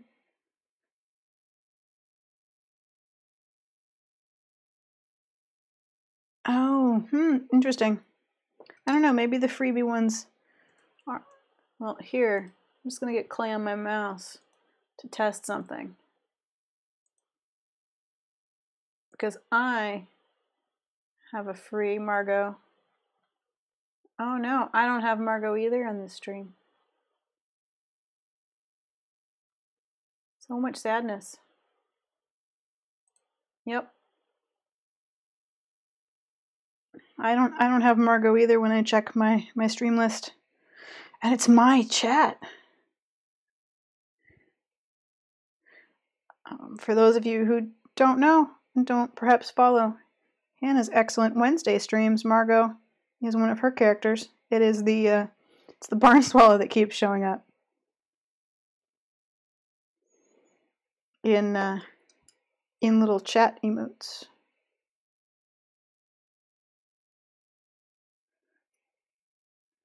She'll eventually be in the graphic novel that Hannah is writing. Everyone should show up on Wednesday evenings for Hannah's art streams. They're awesome.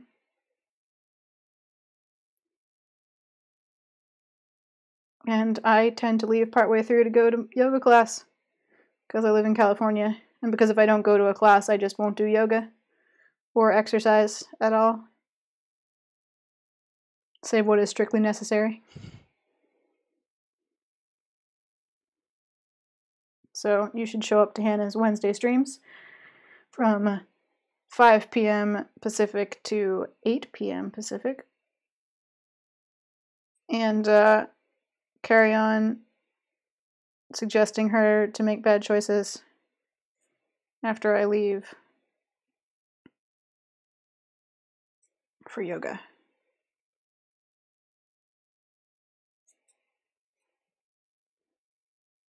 I know, and I so often derail the whole thing and then just leave. like the best or worst friend.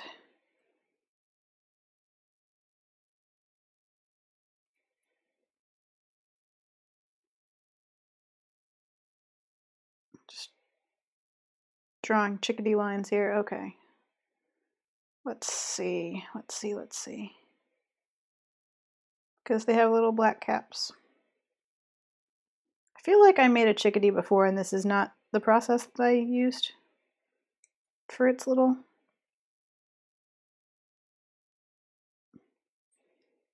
black caps, but maybe I'm just wrong. Maybe I'm just remembering it wrong. It's possible.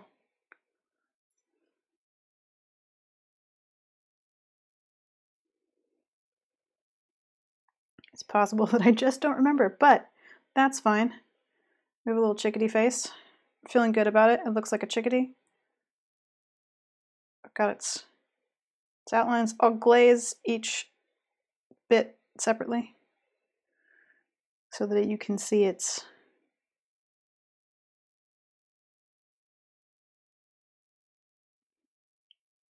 a black cap and little white cheeks. And now some wings.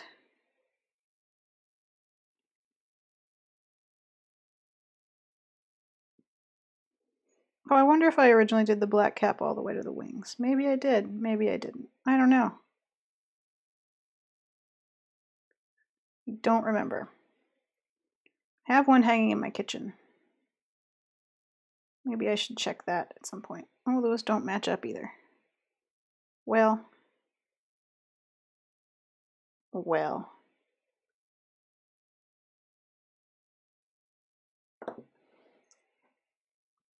Smooth some stuff out.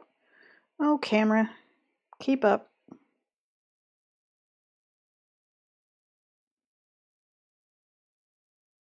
Oh. To go back to clay types, one of the things that I like about clay without sand or grog is what I just did, which is when I rub my hand along it, when I smooth it out, I don't bring grain to the surface because there's no grain to expose.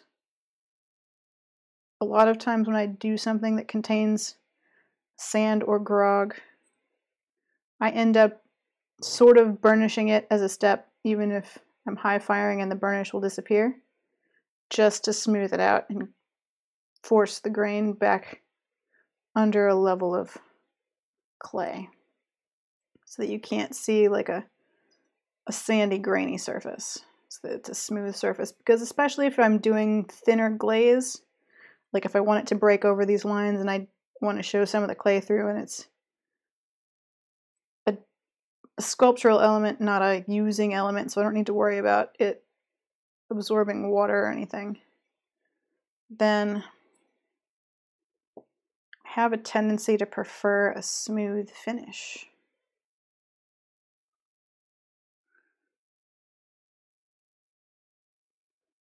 Because otherwise you can see the grain through a thinner glaze.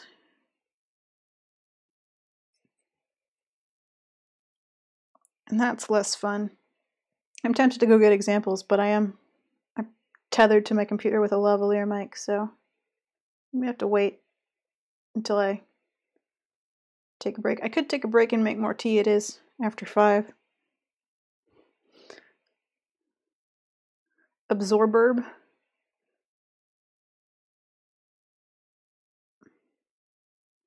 So it's like absorbent, but okay, let's see if we can't kind of get these wings a little bit more even. Kind of want it to go back like that. Good. Bird. Good bird. I think we need to resharpen the chickadee's little bill here. Yes. Erasing some lines because because reasons. Okay, good. We shall, that's not the right, this tool. We'll use this tool. Because we want to give it some lines.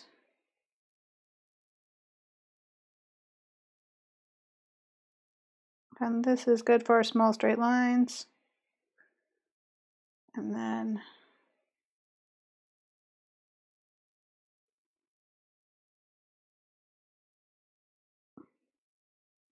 oh no, bits of dried clay. Okay. Now let's trim this tail down.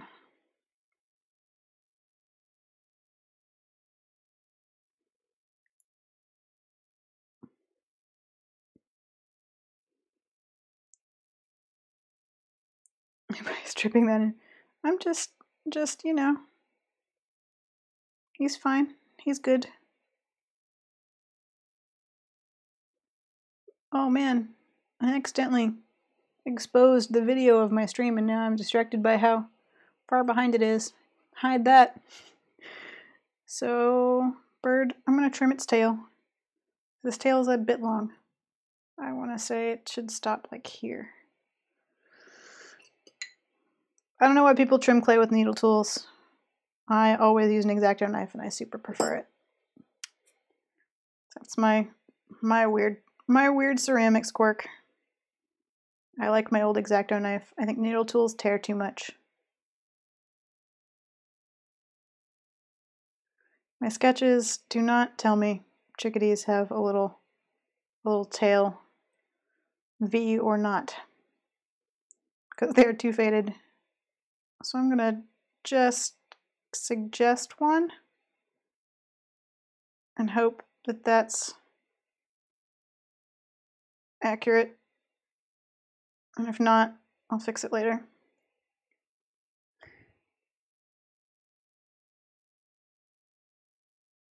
Are their tails squared? Cool. Thank you. I try to get as little clay as possible on my laptop, as a rule. I always get a little bit, especially on the mouse.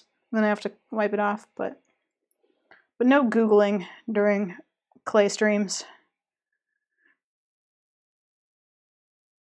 Okay. Feels like the tail is still, I'll just lengthen the tail. Lengthen the tail a little bit. Just a little bit. And then I feel like there's like a line and a line, maybe. Sure. Why not? Going with it. Good. Dots for eyes. Now here's the tricky part. Where do the dots go? There. Yes, that looks good. There. Now I have to make sure that the dot is in the same place.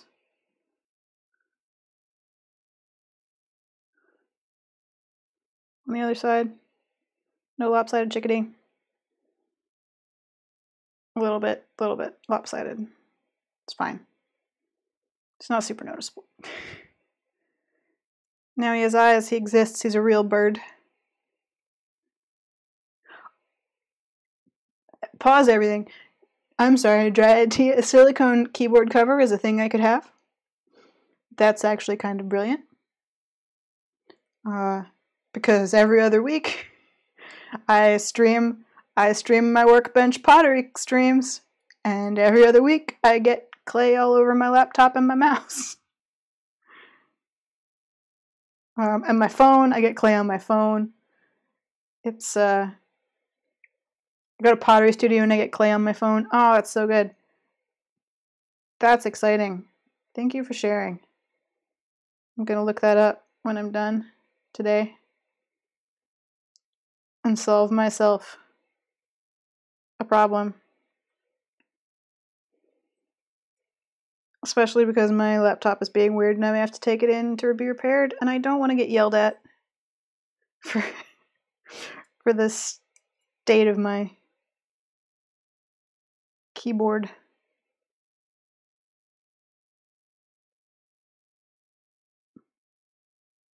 Don't want to be blamed. Oh no, gotta fix that line. Don't want to be an angry chickadee. I want you to be a happy chickadee. There we go. Okay, we have a chickadee. Pretty much done.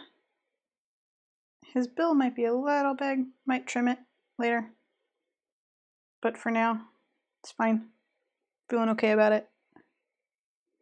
We're gonna let him sit because before we stick him on there, we're gonna hollow him out a little bit like I do with the quail on the bottom, just so that they don't, still stripping, I'm striping, I'm striping the bird. But yeah, we need him to get just a touch firmer so I can hollow him out a little bit because he's, how thick are you in the thickest point? About 1 3/4 inches thick. And it's probably fine, but a little bit thick for firing, and I don't want to take undue risks. Although I'm attaching him to a very small point, so we'll jump off that bridge when we come to it. Okay, we got 2 more lumps of clay, 2 more birds.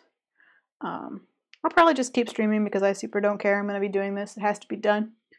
Although I usually stop at 6. It's Saturday. All bets are off. It's not the usual stream. So what I'm going to do is take a short break, make more tea because my tea is gone, and I want my little chickadee on top to set a little bit. And I should wash my hands because I'm getting to the point where bits of clay are cracking off into what I'm making.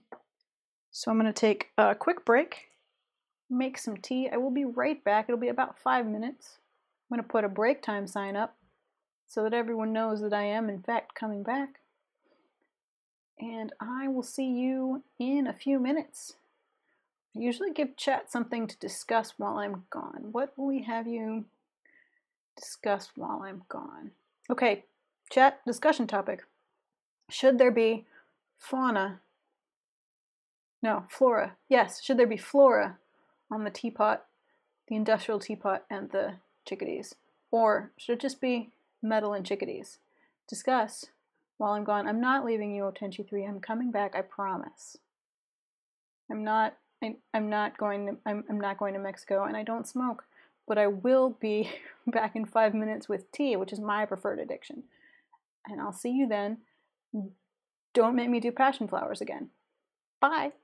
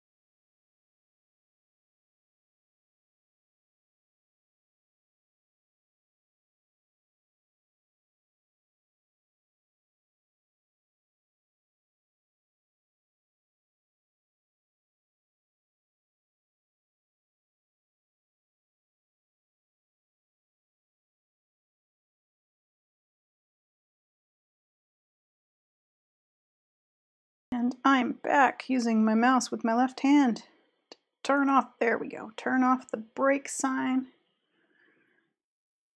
Back with some tea.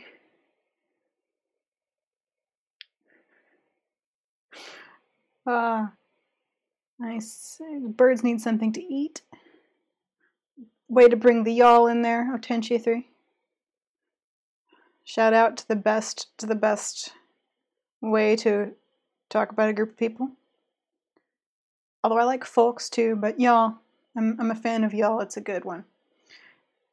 It also makes me go slightly East Tennessee when I say it. So yeah, there'll be a, don't worry, work habit, there'll definitely be a quail tea kettle. If nothing else, eventually Auntie Shepherd will just shout at me until it happens. Cherry blossoms? Okay, so what we've got for a color palette is we've got kind of a blue-gray for the chickadee. Blue-gray and black, and it's going to be kind of, the chickadees are going to be glossy, and the pot itself is going to be kind of a red, yellow, beige, rusty, matte finish. So the question is, I love cherry blossoms. But maybe cute and glossy. I did say no to passion flowers. Not that I'm blaming you, chat. I did leave you with the specific commandment that time to find me a complicated flower. And you did just Google complicated flower. So I brought that on myself. It's fair. I accept my past mistakes.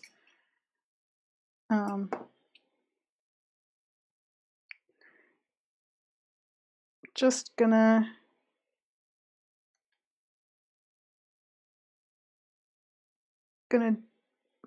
dig a little hollow here. That's maybe a little bit wide. This could be a problem in the future. This is future Sarah's problem. Present Sarah is just gonna go with it. Yeah, you usually don't get to see this dramatic and violent part of the process. But I need to hollow it out so that when it fires it doesn't explode, because that, my friends, would be worse. No one wants an exploding chickadee. That would be traumatic. So I have to dig out its middle. I'm sorry you had to see such violence. Now I've just got the Mandalorian theme stuck in my head, which I can't play for you because I'm sure that Disney would then come and find me and murder me in my sleep. Because movie studios are like that. But just, yeah, okay, good. Just wanted to get a little bit of the interior space empty. So that makes all of this a thinner amount of clay. Kind of want to go this way a little bit, which helps it fire helps it dry. Okay, let's start from the beginning.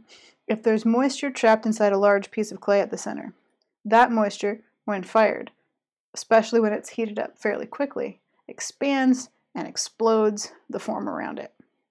So, you want to keep the walls at a thickness where they'll dry consistently, and also give them a small sort of stabbed in escape holes, so that, yes, by hurting the bird, I'm saving the bird. Think of it like surgery to preserve his life. It's important. But you're right. No, Disney would send unlabeled masked corporate assassins, so that no one would know it was them. But you'd know. You'd avenge me, right? Right, chat? You'd avenge me for the Disney assassins. I wonder how much of the Mandalorian theme I can hum before it gets flagged as a copyright infringement. I wonder if my humming is even good enough to make it to a copyright infringement flag. Oh, thanks, Otenchi3. I knew you guys wouldn't let me be murdered by Mickey in vain.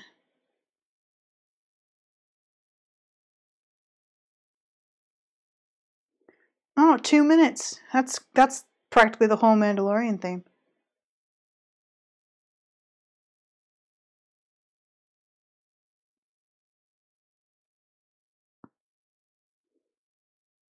But that's okay. My pitch isn't great anyway. Probably not good enough for the algorithm to flag.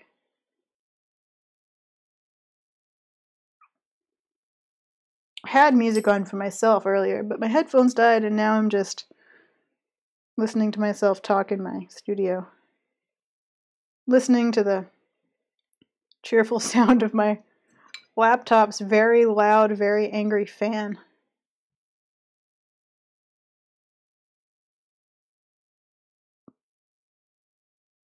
I'm fiddling again, in case anyone is curious. Just felt the need to shorten its little bill. Oh, my roommate is off celebrating 12th night.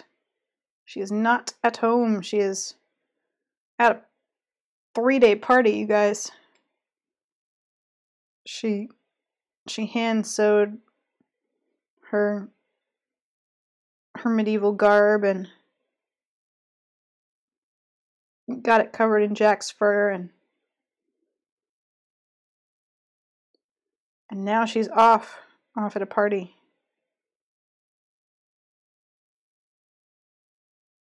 And I'm alone.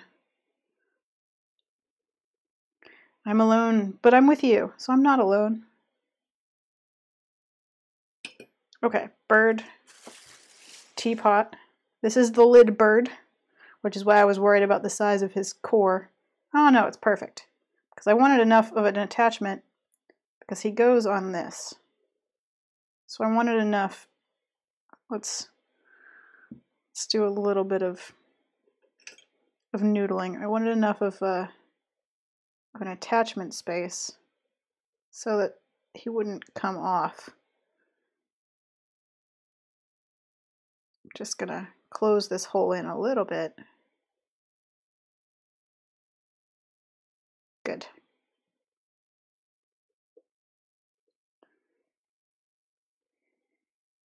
I know, he seemed okay last night. I got home last night after being away for a while, and he did not. Well, I mean, I say he seemed okay. I did sit with him in my lap for like 3 hours listening to an audiobook, so I put some effort into buying his love. My cat has a heated cat bed. He is spoiled. There's no need to feel sorry for my cat. He is right now, in fact, in his heated cat bed behind me. It's right behind my Cintiq, which is why sometimes when I'm doing a digital art stream, you guys get kitty cam. Because he's usually right next to me. Okay. Yeah, he's a spoiled boy.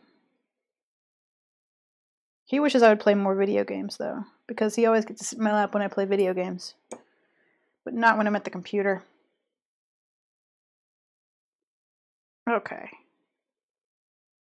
So now, here's a ceramics fact. Now that I've attached the bird to the lid, I've sealed that interior space away. I've essentially used this join and I've covered that hole. So now what I need to do is make a new hole. Because if that air gets trapped inside, he'll break off in the kiln. So I'm just going to go up under here and give him a little vent where you can't see it. Up under his tail, a little tail vent, a little cloaca. Yep, we were all thinking it. And then that should make sure that he doesn't explode that he can vent. And I will clean up his edge, which I hope you can see on the camera. I keep drifting towards myself. I think it's because my lamp. I'm just gonna move my light a little bit closer. I just gave it a cloaca. It's fine. That's how it will. Good. There. So, what we have is a chickadee on the lid. Chickadee on the lid. Ta-da! And so now he will be sort of the handle. It'll make the lid easier to lift. That's why I didn't give it a bigger knob, because he'll be the handle that you use to lift the lid. We won't do that now because we might just pull him right off. But he's now part of the lid. I'm feeling pretty good about it. He feels pretty... I'm tempted to give him little feet. Should I give him little feet? Yes.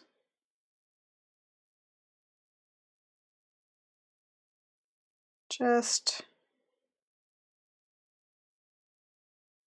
little toes.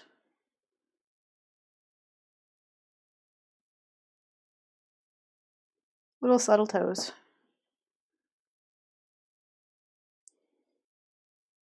Good.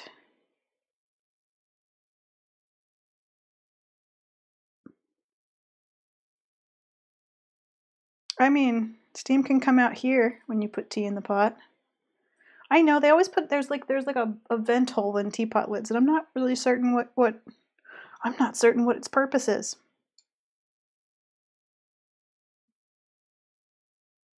Because I don't really put those in.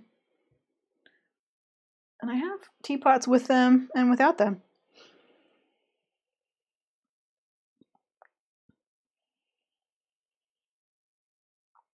Sorry, needed to drink some tea.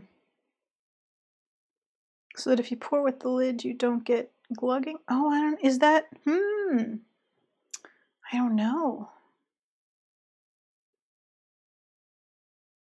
I mean, my lid is not firm enough on here to be a real cause for concern. Oh, don't squidge the bird. Okay, he needs support. Oh, I think the piece of paper I was going to use just fell to the floor. Well, that's fine.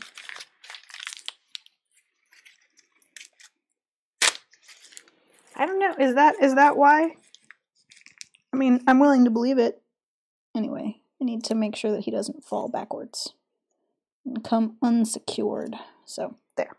Good. Bird. Bird on teapot. Bird 1, done. Trick is to make bird 2 and 3 the same size and general visual shape as bird 1. So, that's why we're just going to keep streaming. Because I know that if I take a break and come back to it, it'll be even harder to make them all the same. Because my muscle memory from what I've just done will be dimmer. So we're just going to roll on making little birds.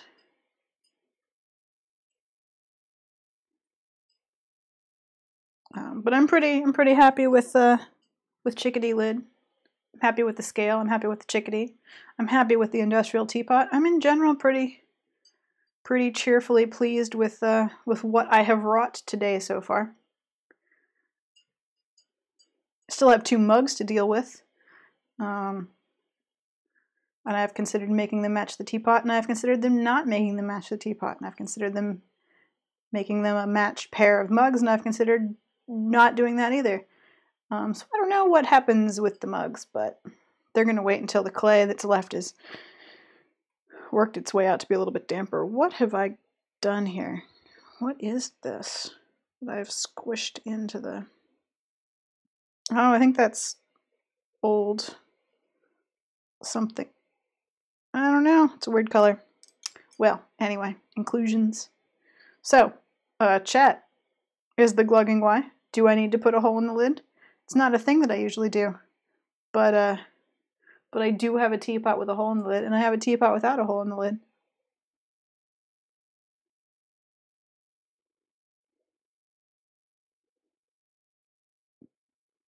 Newspaper question mark. I don't...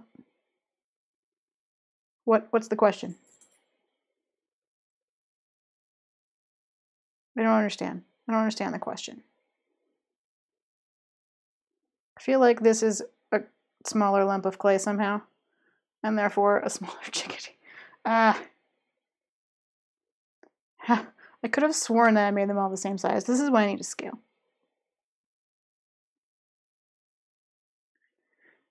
But because that hole is required, it's like leaving a window open in midwinter. And so this window.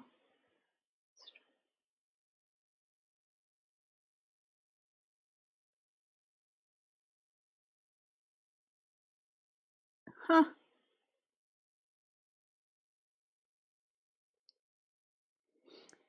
My plan was 3. My plan was 3 chickadees. How is this chickadee smaller than... well, I don't know. I don't know how I've made it happen, but apparently I've not made 3 even lumps of clay. So, because that hole is required, it's like leaving a window open in midwinter in a well-insulated house. It's counterintuitive, slows down your cooking, and creates uneven temperatures within a lidded pot. This makes stovetop cooking and steaming of food or lidding a pot off the heat far less efficient. But why is the hole required? The inclusion might be newspaper, yes. Haha, I've caught up. I've caught up with what's going on, sort of. I understand. I was too distracted by the fact that this chickadee is clearly smaller than the other chickadee. Maybe they're babies. I'm thinking 3, Hannah. I'm thinking 3 chickadees on the teapot is my goal.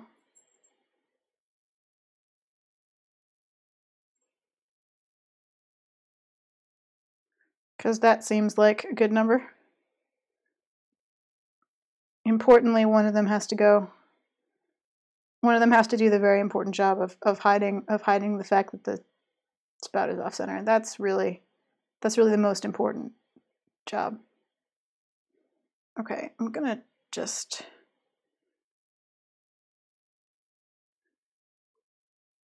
yes, good. I'm gonna create a curve here, compensating for 2 small chickadee. Oh, maybe not. Maybe they're similar in size. Maybe I'm going crazy.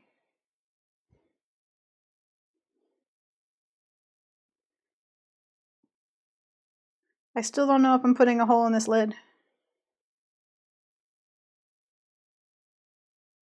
I'm not actually certain if I don't understand why the hole is required. Oh, now I'm cracking. I'm bumping the table. It's all going crazy now. It's almost been 3 hours into the part of the stream where I don't know what's happening anymore.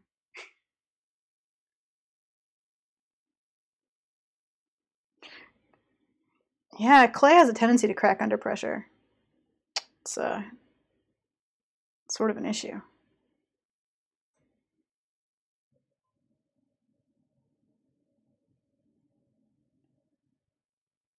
Okay.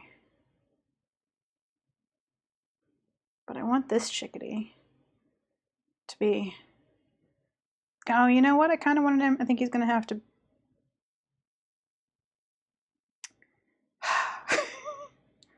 He's going to have to be over...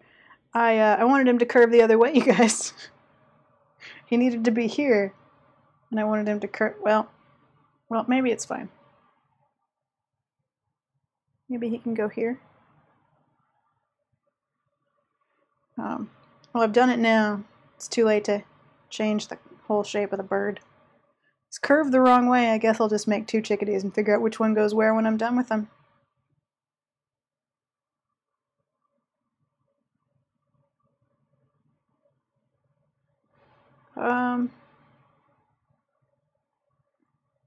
Okay, I don't think too much. The heat came on and I don't know that it's quite loud in this room. I hope it's not coming through in the sound too badly. The levels look okay. So here's hoping.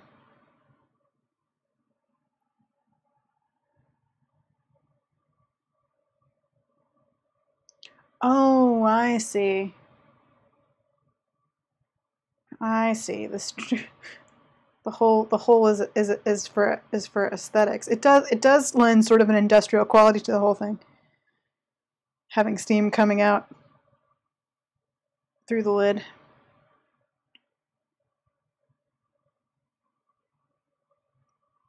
Chickadee tail. I'm drifting off the camera again. I'm gonna move the camera this way a little bit. You know, that's weirdly at an angle now. But frankly, it's easier to be under it. It's a little bit closer to me. I'll put it back. I'll put it back when I'm done. Okay. Fat little chickadee. Curved that way. We're going to pick up this clay. Make the next chickadee. Yeah, that was a small lump of clay. This lump of clay feels bigger. Oops. Oh well. I think we're just going to stream. We usually stream for 3 hours. It's 5:46 now, so we're almost towards the end of that. But I think I'm just going to stream until I get these 3 chickadees done. The optimistic part of me thinks 6:30. The realistic part of me that knows that the optimistic part of me is always wrong thinks 7. But the important thing is we'll stop before Trader Joe's closes because I don't have any food. For now, I think we'll just keep streaming, making some chickadees.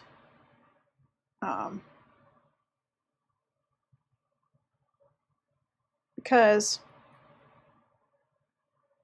I gotta get it done anyway, and I might as well do it while y'all watch, and because it's Saturday and all bets are off.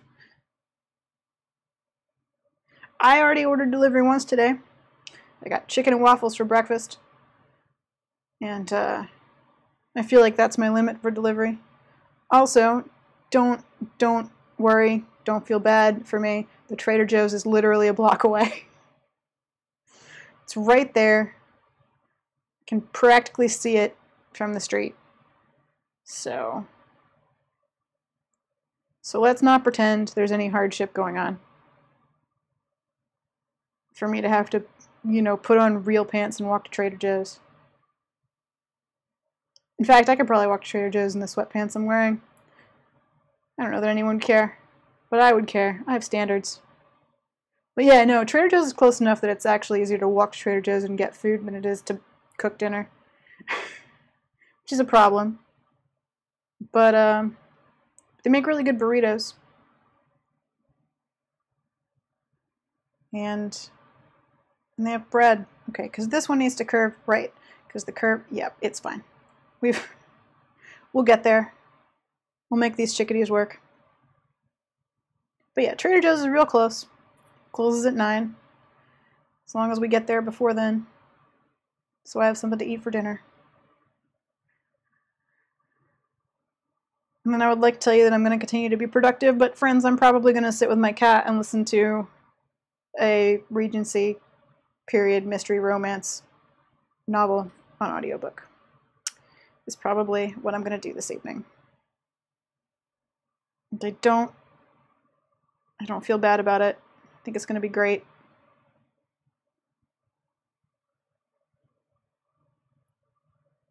Yeah, I didn't. This Trader Joe's has been built since I moved here, and it was exciting to have a grocery store suddenly next door instead of miles away.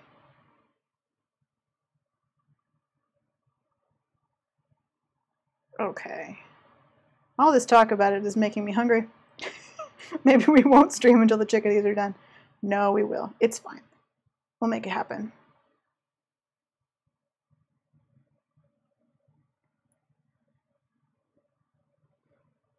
We'll be good.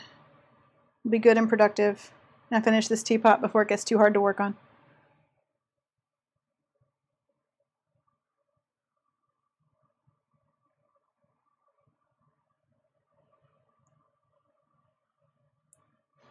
I see. There's a challenge. I'm a rural kid. I grew up in East Tennessee, and I actually quite like living far away from everyone, alone in the woods. To a certain extent, the problem is that you miss out on a lot of really nice things that are hard to give up, like the ability to walk to a coffee shop in the morning, or the ability to go to a grocery store on foot with crosswalks and walk signs and lights. The ability to have public transportation that will take you to other places. Just, there's some really nice city things. It's just too bad about all of the other people.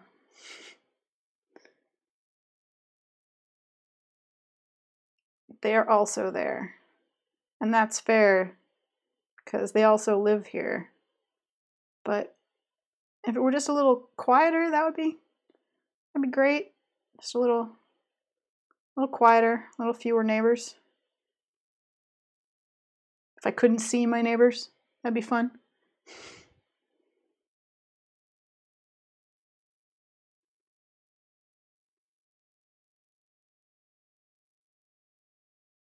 But I really like walking to a coffee shop in the afternoon.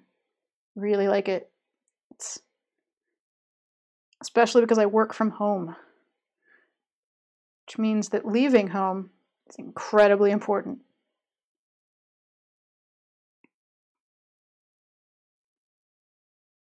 If y'all ever think about wanting to be freelance and working from your house, remember, you need a system that will allow you to go out and do things that are not at home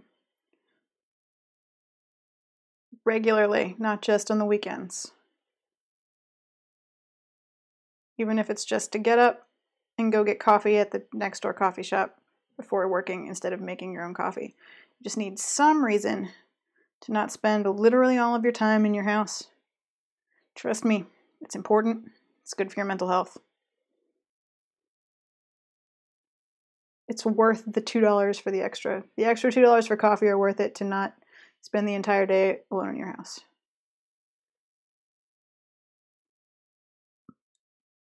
Okay. Chickadee and chickadee. Good. Yeah, it turns out that if you don't talk to people for most of the day, you start to want to talk to people. I know it's a little bit surprising, but it turns out not having coworkers means that your human interaction is pretty limited. Although I will say that not having coworkers is probably the reason my little introvert brain can do streams for you guys. Because I don't have to talk to people I don't really want to talk to all day. As a result, I can talk to you, who I do really want to talk to, while I make chickadees on the internet.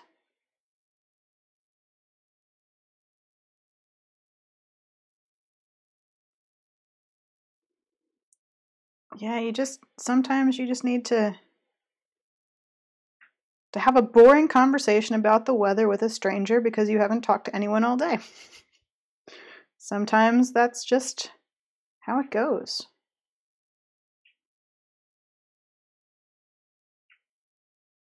Okay. Let's kind of try and match the chickadees here. Oh, look at that. Match chickadee set. Yes, my friends who have children are always desperate to do anything with adults.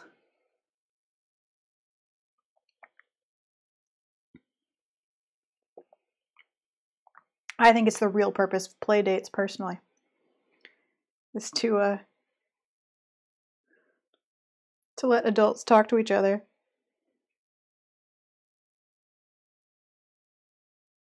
Okay. Got some. So I think, yeah, that's kind of the curve I wanted for. I'll kind of reshape him because I want him to. Oh. Yes, because I want him to kind of curve around the teapot. I see what's happening here. The curve is a problem. Oh. Attach his tail there. Ah!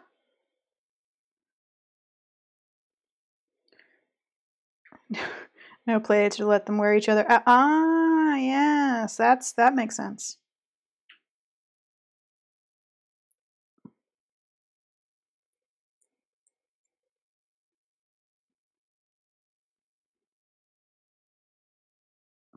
Okay.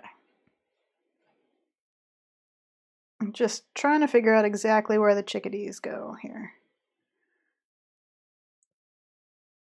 Put all those rivets on there, and now I will hide them with a chickadee. So like there. Oh, I'm off camera. Because I want your input on this. So like there. And then like on top. Oh, like 3 chickadees having a meeting. Or on the side. Looking up. So like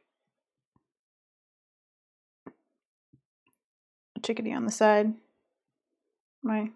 Yeah, the side with the empty side with no rivets. This feels better. Yeah, let's do.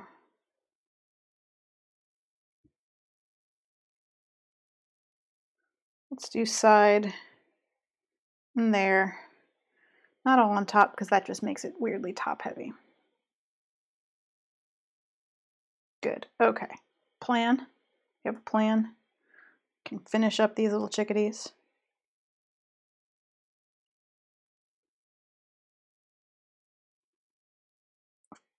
Finish up the chickadees. Get them on the pot.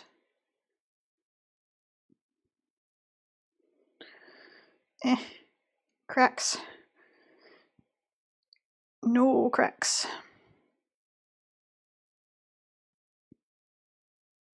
Good. Yeah, on the chickadee on the side makes it look less crowded. Don't want them to be too top heavy. Okay, where are we here? I'm back to my wiping tools on my wrist fun, which I feel like I've pointed out before as a weird thing I do.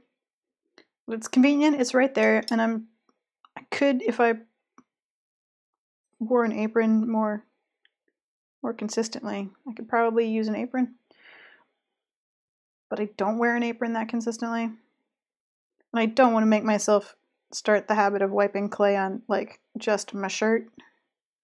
Because that's a thing I would do. Like washing your paintbrushes in your tea accidentally.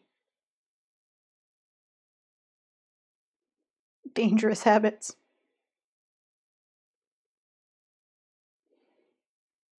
Yeah, the thing on the side, well, the bird, that's the thing. The bird on these 2 birds are pretty contained. They'll be, you know, sort of nestled into place. This tail is a problem.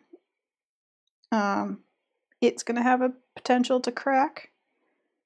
And then on the side, there's a potential to crack. But in general, this is a fairly epic decorative piece of pottery. So I'm trying to decide if that matters. Clay chaps, yeah. I need to make myself a nice apron.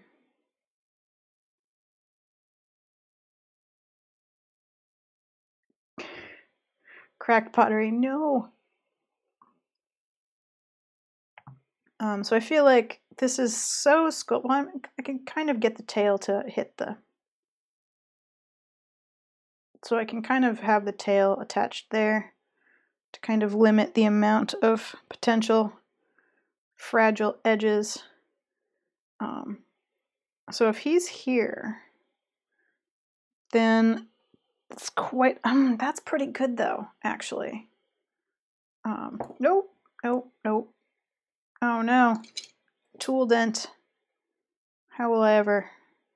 That's just where the wing goes now. That's the wing line. That's Providence has decided. They're all on top. That's kind of nicely contained. It's a little bit busy, but they are then all out of the way. I'm starting to come around to the R craft. On the other hand, they might break off.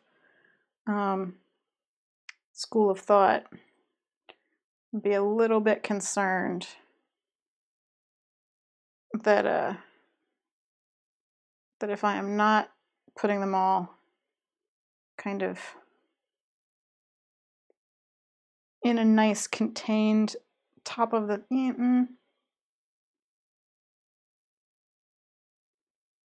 Ah, yes. Steel-toed boots and then being like, it's fine if I drop this. Okay, I think what's going to happen is I think they're all going to go on top. I think I'm going to draw some outlines where they go, just so I remember.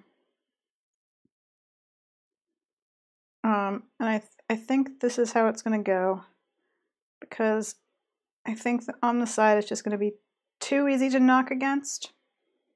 Just too easy to like hit and knock off, basically. And to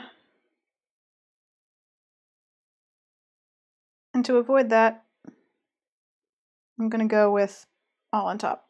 It'll be a little crowded, but also I think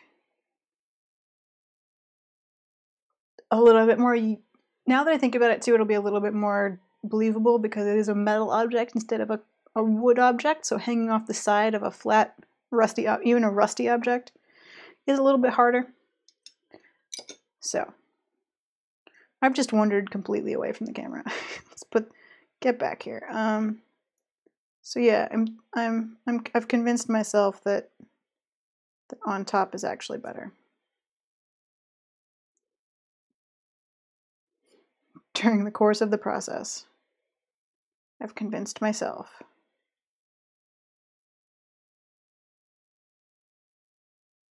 that actually they should be on top.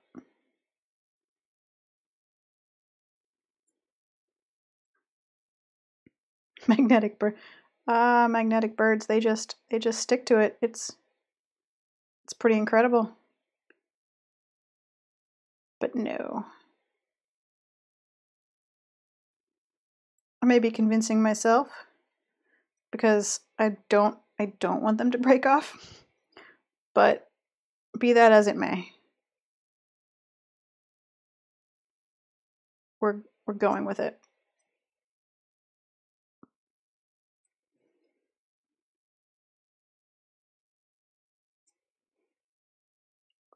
Going with all on top.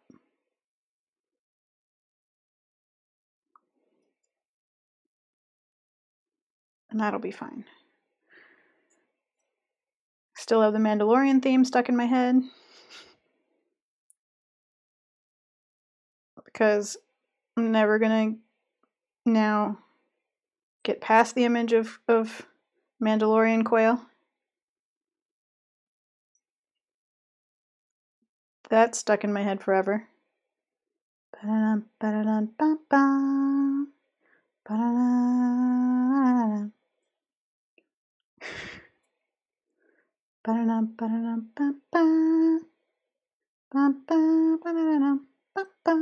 Okay, that's enough. Sorry. Usually when no one else is home, I'd have something like The Who on really loudly and I'd be dancing in the kitchen. So I'm showing admirable restraint, so as not to jostle the camera or get myself copyright flagged. But I feel it's important that you know that's what I wish I was doing while I did this.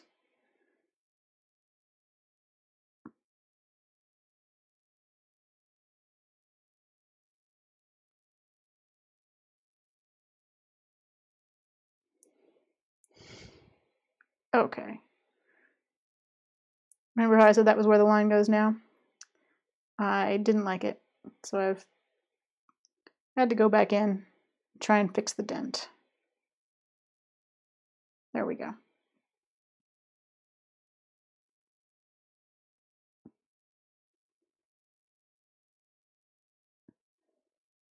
So after Bird D&D, we're doing Bird Star Wars D&D. I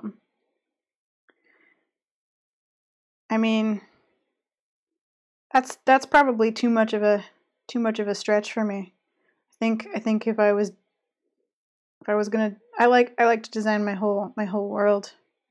I don't want to have to go through and figure out what Star Wars thing is what bird. That just sounds hard.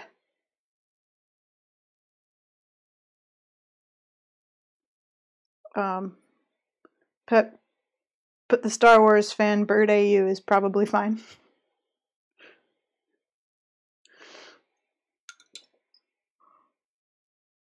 I mean, we'll definitely at some point draw Quail Mandalorian. That's a given now. Now that that's been put out there, that's definitely a thing that will happen at some point.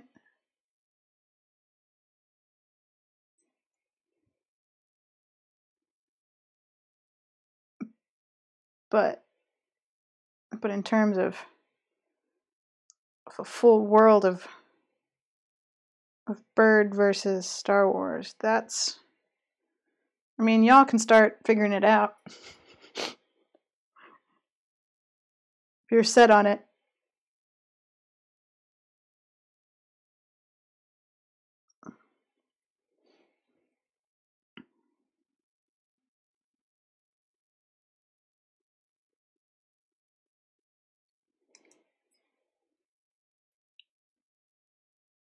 All right. Chickadee markings.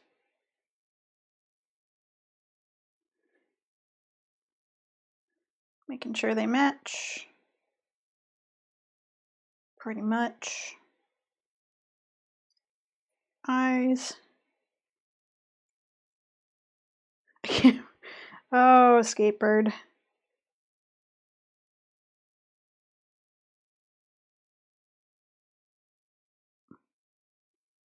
I should just stream Untitled Goose Game. I wonder if I can stream Untitled Goose Game. I don't have a Switch, you see. I played it on someone else's Switch, but it's surely it will come out on something else sometime. Thanks for joining us, Work Habit. Please come again. I feel like it's a restaurant. Thank you. Come again. Okay. Chickadee. Set you aside.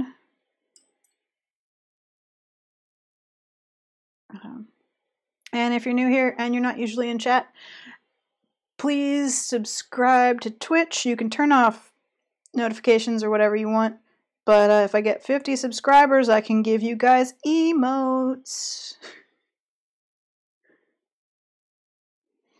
And don't you want a sheep guana and a quail emote that you can use whenever you want?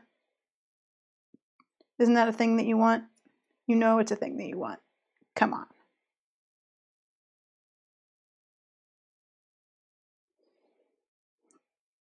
Oh, PC, whatever.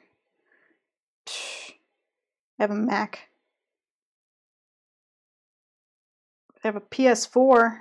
I don't know how to Twitch stream from it, but it's there. Oh, it's also on Mac. Well, we may stream Untitled Goose Game at some point. You know, if I'm ever tired of the darkest timeline of Stardew Valley.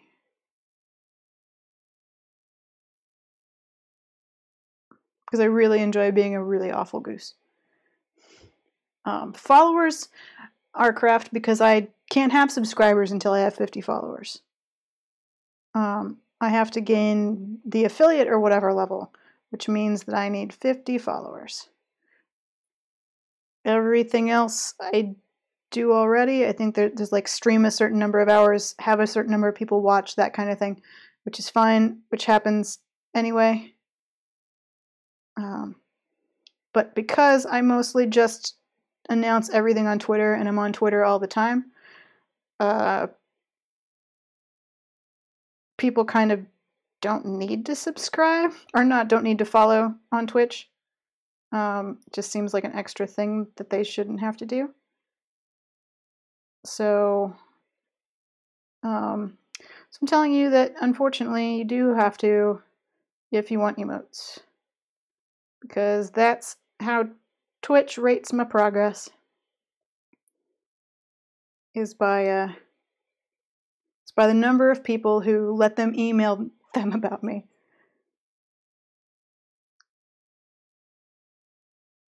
And I literally wouldn't care, except for emotes. Except for the fact that I know that if I had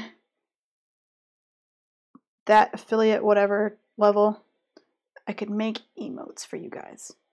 And just like Hannah has Margot, we could have Quail and Sheep Guana. And I want that for you guys. And for me. Mostly for me. To be fair. I think it would be really fun. Yeah, exactly. Those, except you could just show Quail instead of shouting Quail. I could just formalize the inevitable. And I've already got a tiny sheep guana. I don't think... Oh, he is... You see, I've already got... I'll turn him on. I think he's here. Yeah, see, I've already got a tiny sheep guana.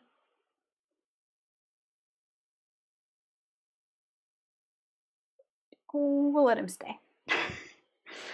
So yeah, that's why I occasionally bug people about following me on Twitch. It's it doesn't give me any money. It doesn't do anything exciting besides get me to the affiliate level where I can add emotes. It's just for emotes, you guys. It's the only reason I keep asking. Because I want emotes. Because they'd be fun and cool. And I can't have them until 50 people decide that they need Twitch to tell them when I'm live. Even though I tell you when I'm live. Literally every time. On Twitter.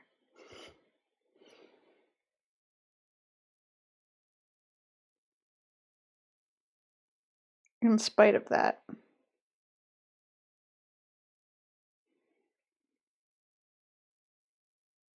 There. Okay. Oops, I didn't finish the wings. So there's a thing you can do if you're new. Or not. That's fine too. As I said, it's just for emotes. So don't feel bad. It doesn't quantifiably change anything but that.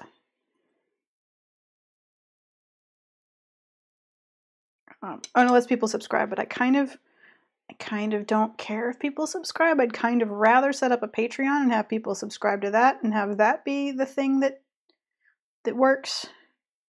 I don't know, we'll see. Anyway, we have chickadees.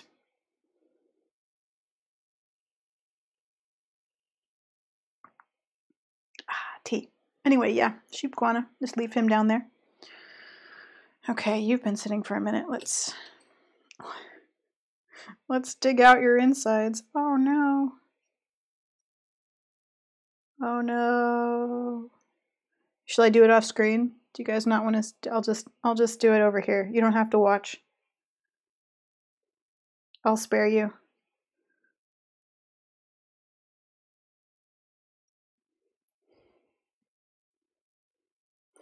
Yeah, screaming off screen. Oh no.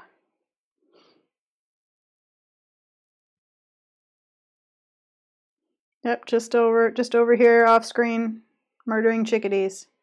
Just don't mind me.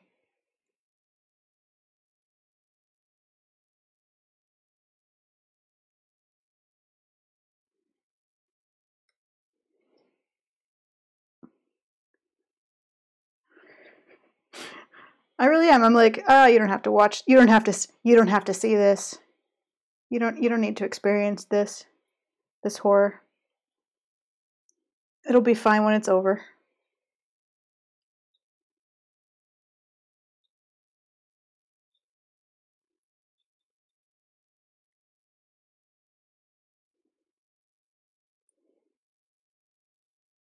Don't you worry. Everything will be fine.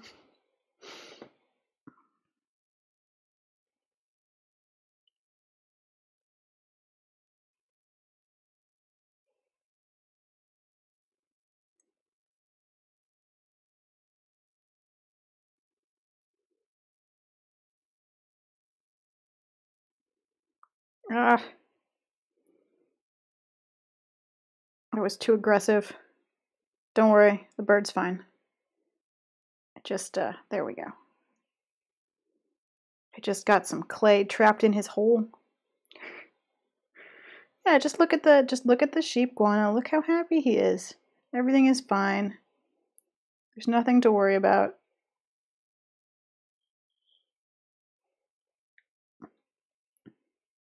Don't be concerned.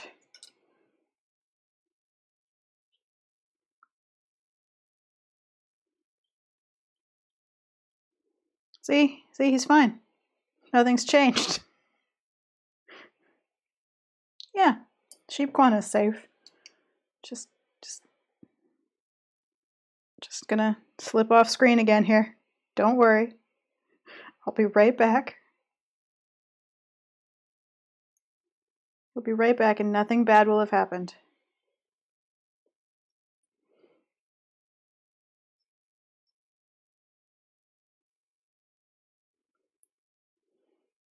Okay, in the meantime, while I'm doing these terrible things that definitely aren't happening and that everything is fine, there's no reason to be concerned. How many people in chat have watched the Netflix Witcher series? No spoilers, please. In case anyone in chat hasn't, anyone in chat wants to. I'm just curious because I've read the books, and I'm curious to know what other people who have read the books think. Because I've heard from people who have not read the books. I'm just curious. Meanwhile, Margot is plotting revenge. That's fine. I can handle it. I'm not worried. Just because the demon bird is plotting against me. Well, Chat hasn't watched The Witcher. Chat has no idea. Okay, fair enough. There. Auntie Shepherd is watching the series, and occasionally I'm using her to gauge whether things in the books are the same or different. But she has not read the books, so I kind of have to just... She's not a demon. She just has transdimensional powers. Yeah, sure, exactly. Ah. Yes, without Netflix, you cannot watch. It's getting a little bit ludicrous now, like the number of different streaming services one must subscribe to watch all of the TV. All right, it's time to attach. It's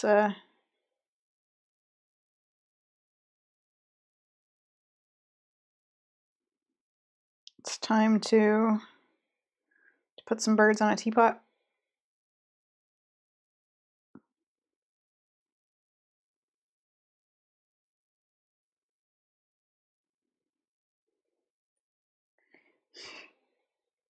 It's true. I don't think Margot canonically is a demon, but she's definitely a magical talking bird. And if I met her, I'd think she was a demon. No offense, I guess. No offense, Margot. I think you're probably evil. If I met you.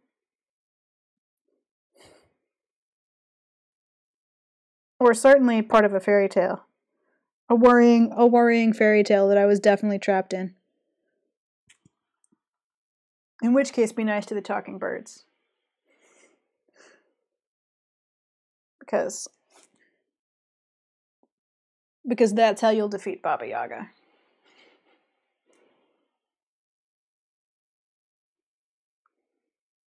I think I'm actually just mixing fairy tales together now. I'm making good decisions. Uh-huh. Yeah. A good bird who makes really, really good, well thought out life choices. Definitely. I can't imagine what made me think otherwise.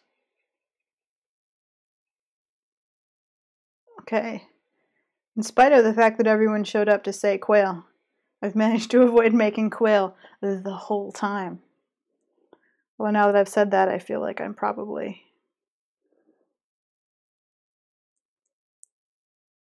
ruining it for myself.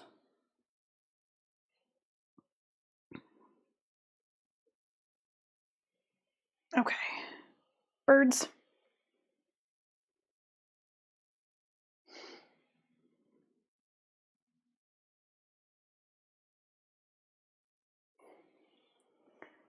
Good. Good. We've attached. Everything seems to be fine. I feel like how well are you? So you're probably good. There. So. Oh, that went completely off the desk. Darn it. That's going to be pain to find later. Okay. So. Just going to carefully. We've got a pot covered in, oh, they're all looking at each other. It's actually pretty adorable, you guys. I'm okay with my decision to have them be all on top. It's like they're having a little conference. All right. So, I'm just going to try and give you a side. Yeah, there we go. So, we've got industrial teapot.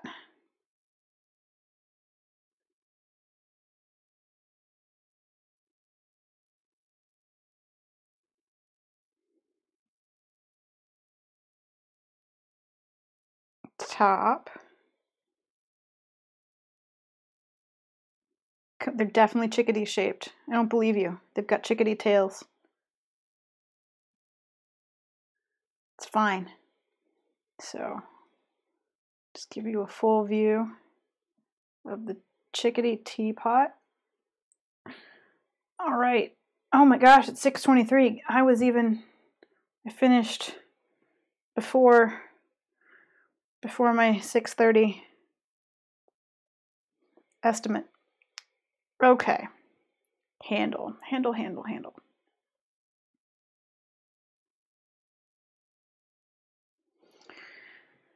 needs some. Oh, don't nudge the bird. The handle does need something. I have to say. You know what? You can actually. You're kind of in the way. Sorry, lid chickadee. You're kind of in the way. Okay.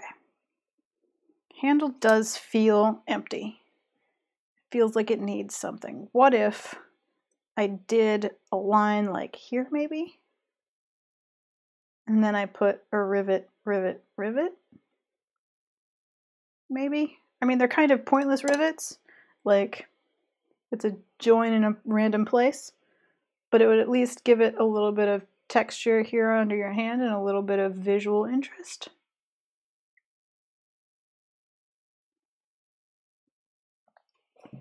Just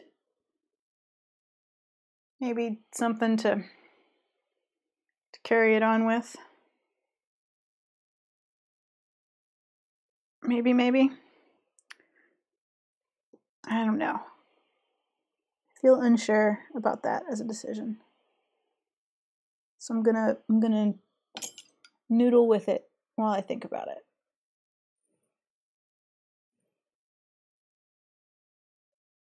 It feels empty compared with the rest of it. Hannah.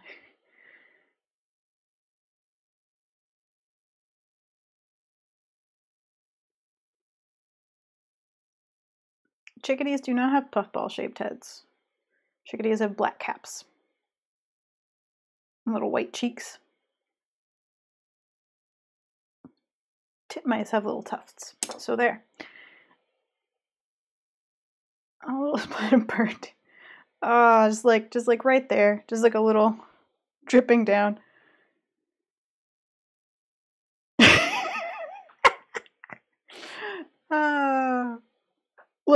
Look, Hannah. You asked for an instrument. You said what instrument should it be? Oh, I didn't just choose a concertina out of nowhere. You wanted a musical instrument? I was on theme. Besides, when I left, I told you could erase it. I was being very magnanimous. I don't just show up in your streams and derail everything. No, not me.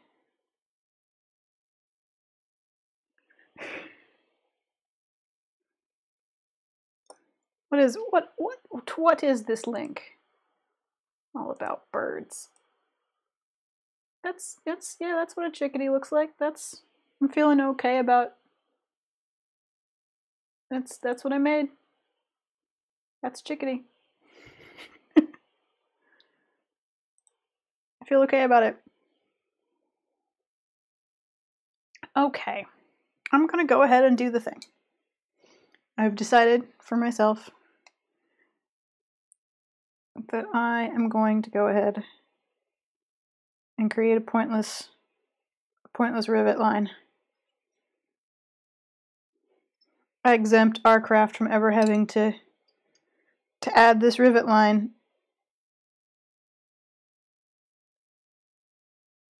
Should access to a workshop with rivet and welding and sheet metal cutting become available.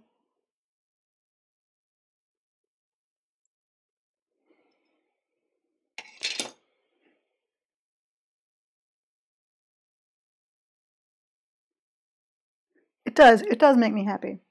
It's I shouldn't say pointless, I should say useless. It has no purpose. It is a purposeless rivet line. Actually, there really should be up here and then down. I don't know. It's fine.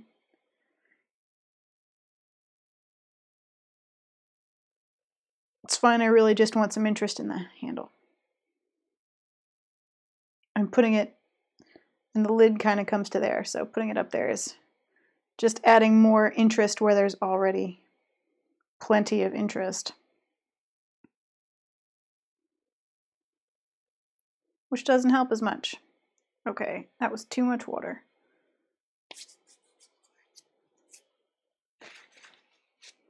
There. No. Oh well. That fell on the floor. Alright, the last of the rivets. We're going to do these rivets, and then I think we're going to wrap up. Because I'm getting hungry. Because we've done 3 chickadees and an industrial teapot. And because I'm definitely not going to start on the mugs. Because I still don't know what to do with them, frankly. I still haven't decided what part of my plan. I'm off camera again, aren't I? I think I got too off camera with the was protecting you from the horror of the graphic chickadees and stopped paying attention to where the camera was. Sorry about that. We'll get back on camera here. We'll put these rivets on camera.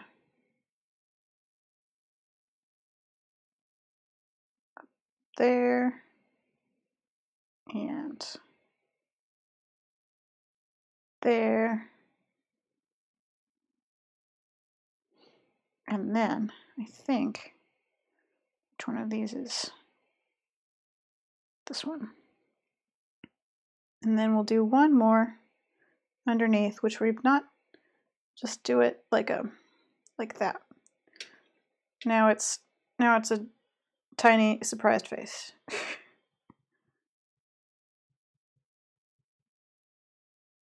And that'll just give it some interest. Make it feel a little bit more in keeping with the rest of it. Yeah, there we go. Okay. Just finish the whole effect here. Yeah, because then he kind of rests there. So if I put it there, it would just be extra. Good. So everyone, I'm gonna get some clay off my hands here. I need to do a load of clay laundry. That's always fun. Alrighty. Let's pick this up without dropping it very carefully. Rivets on the handle. Right where your thumb would go, so you can kind of feel the texture. Birds. Having a little meeting on top.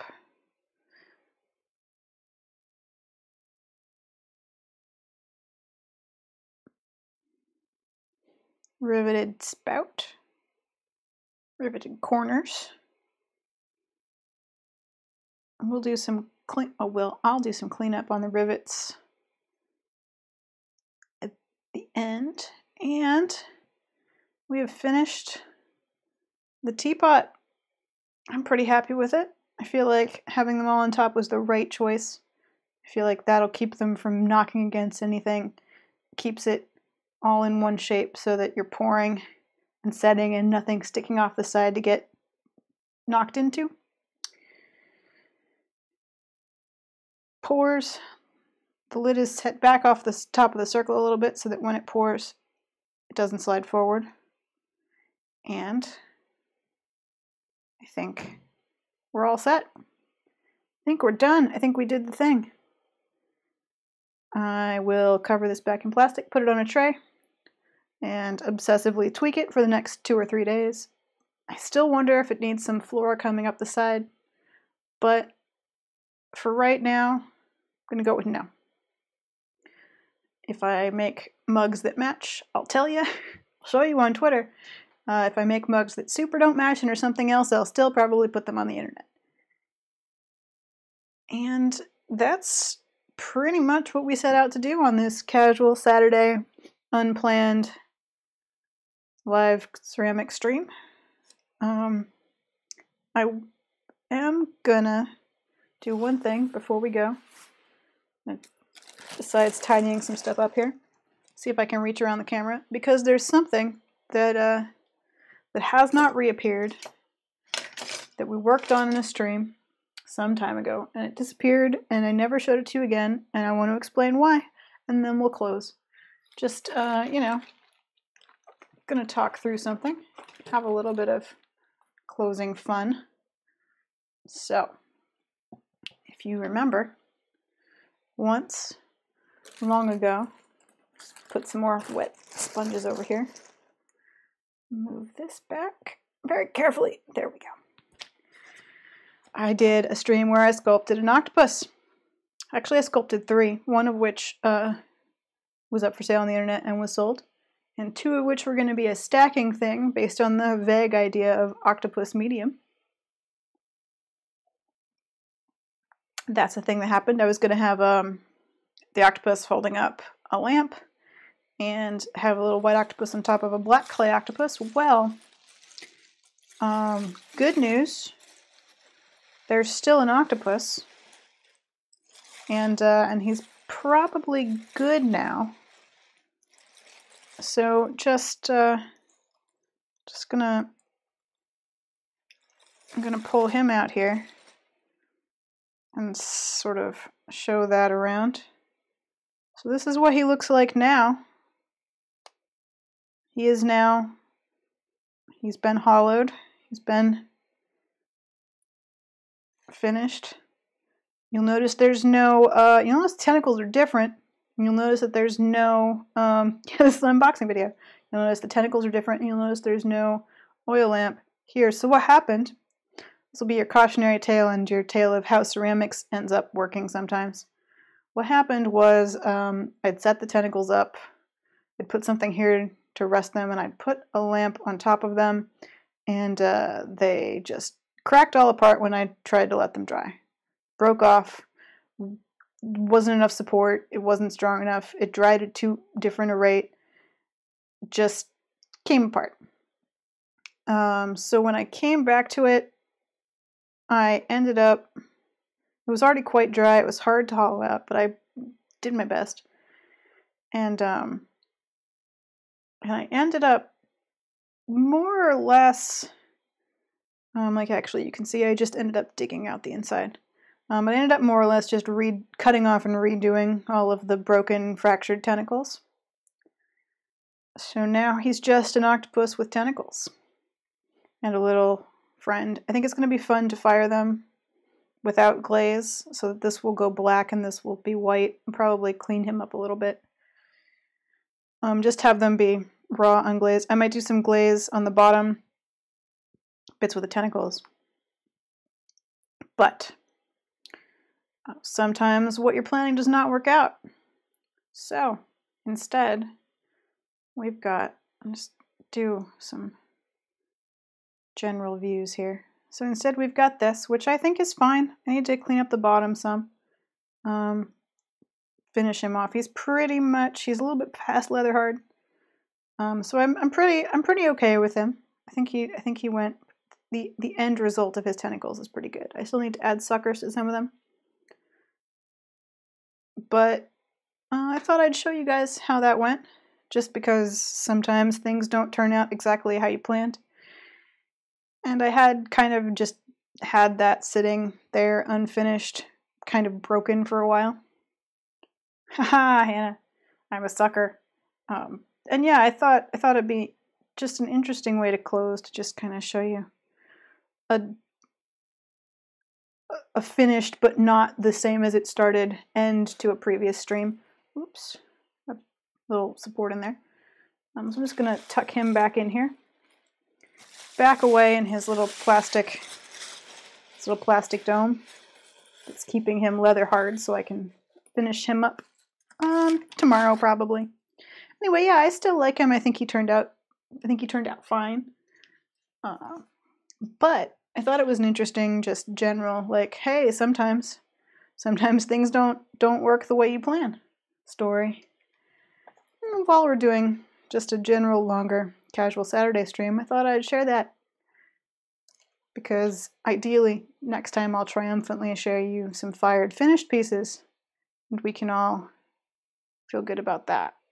So, thanks for joining me on Saturday for a random start of the New Year Saturday stream. I usually stream on Fridays from 3 to 6. I have a Ko-fi page if you want to use that. I also have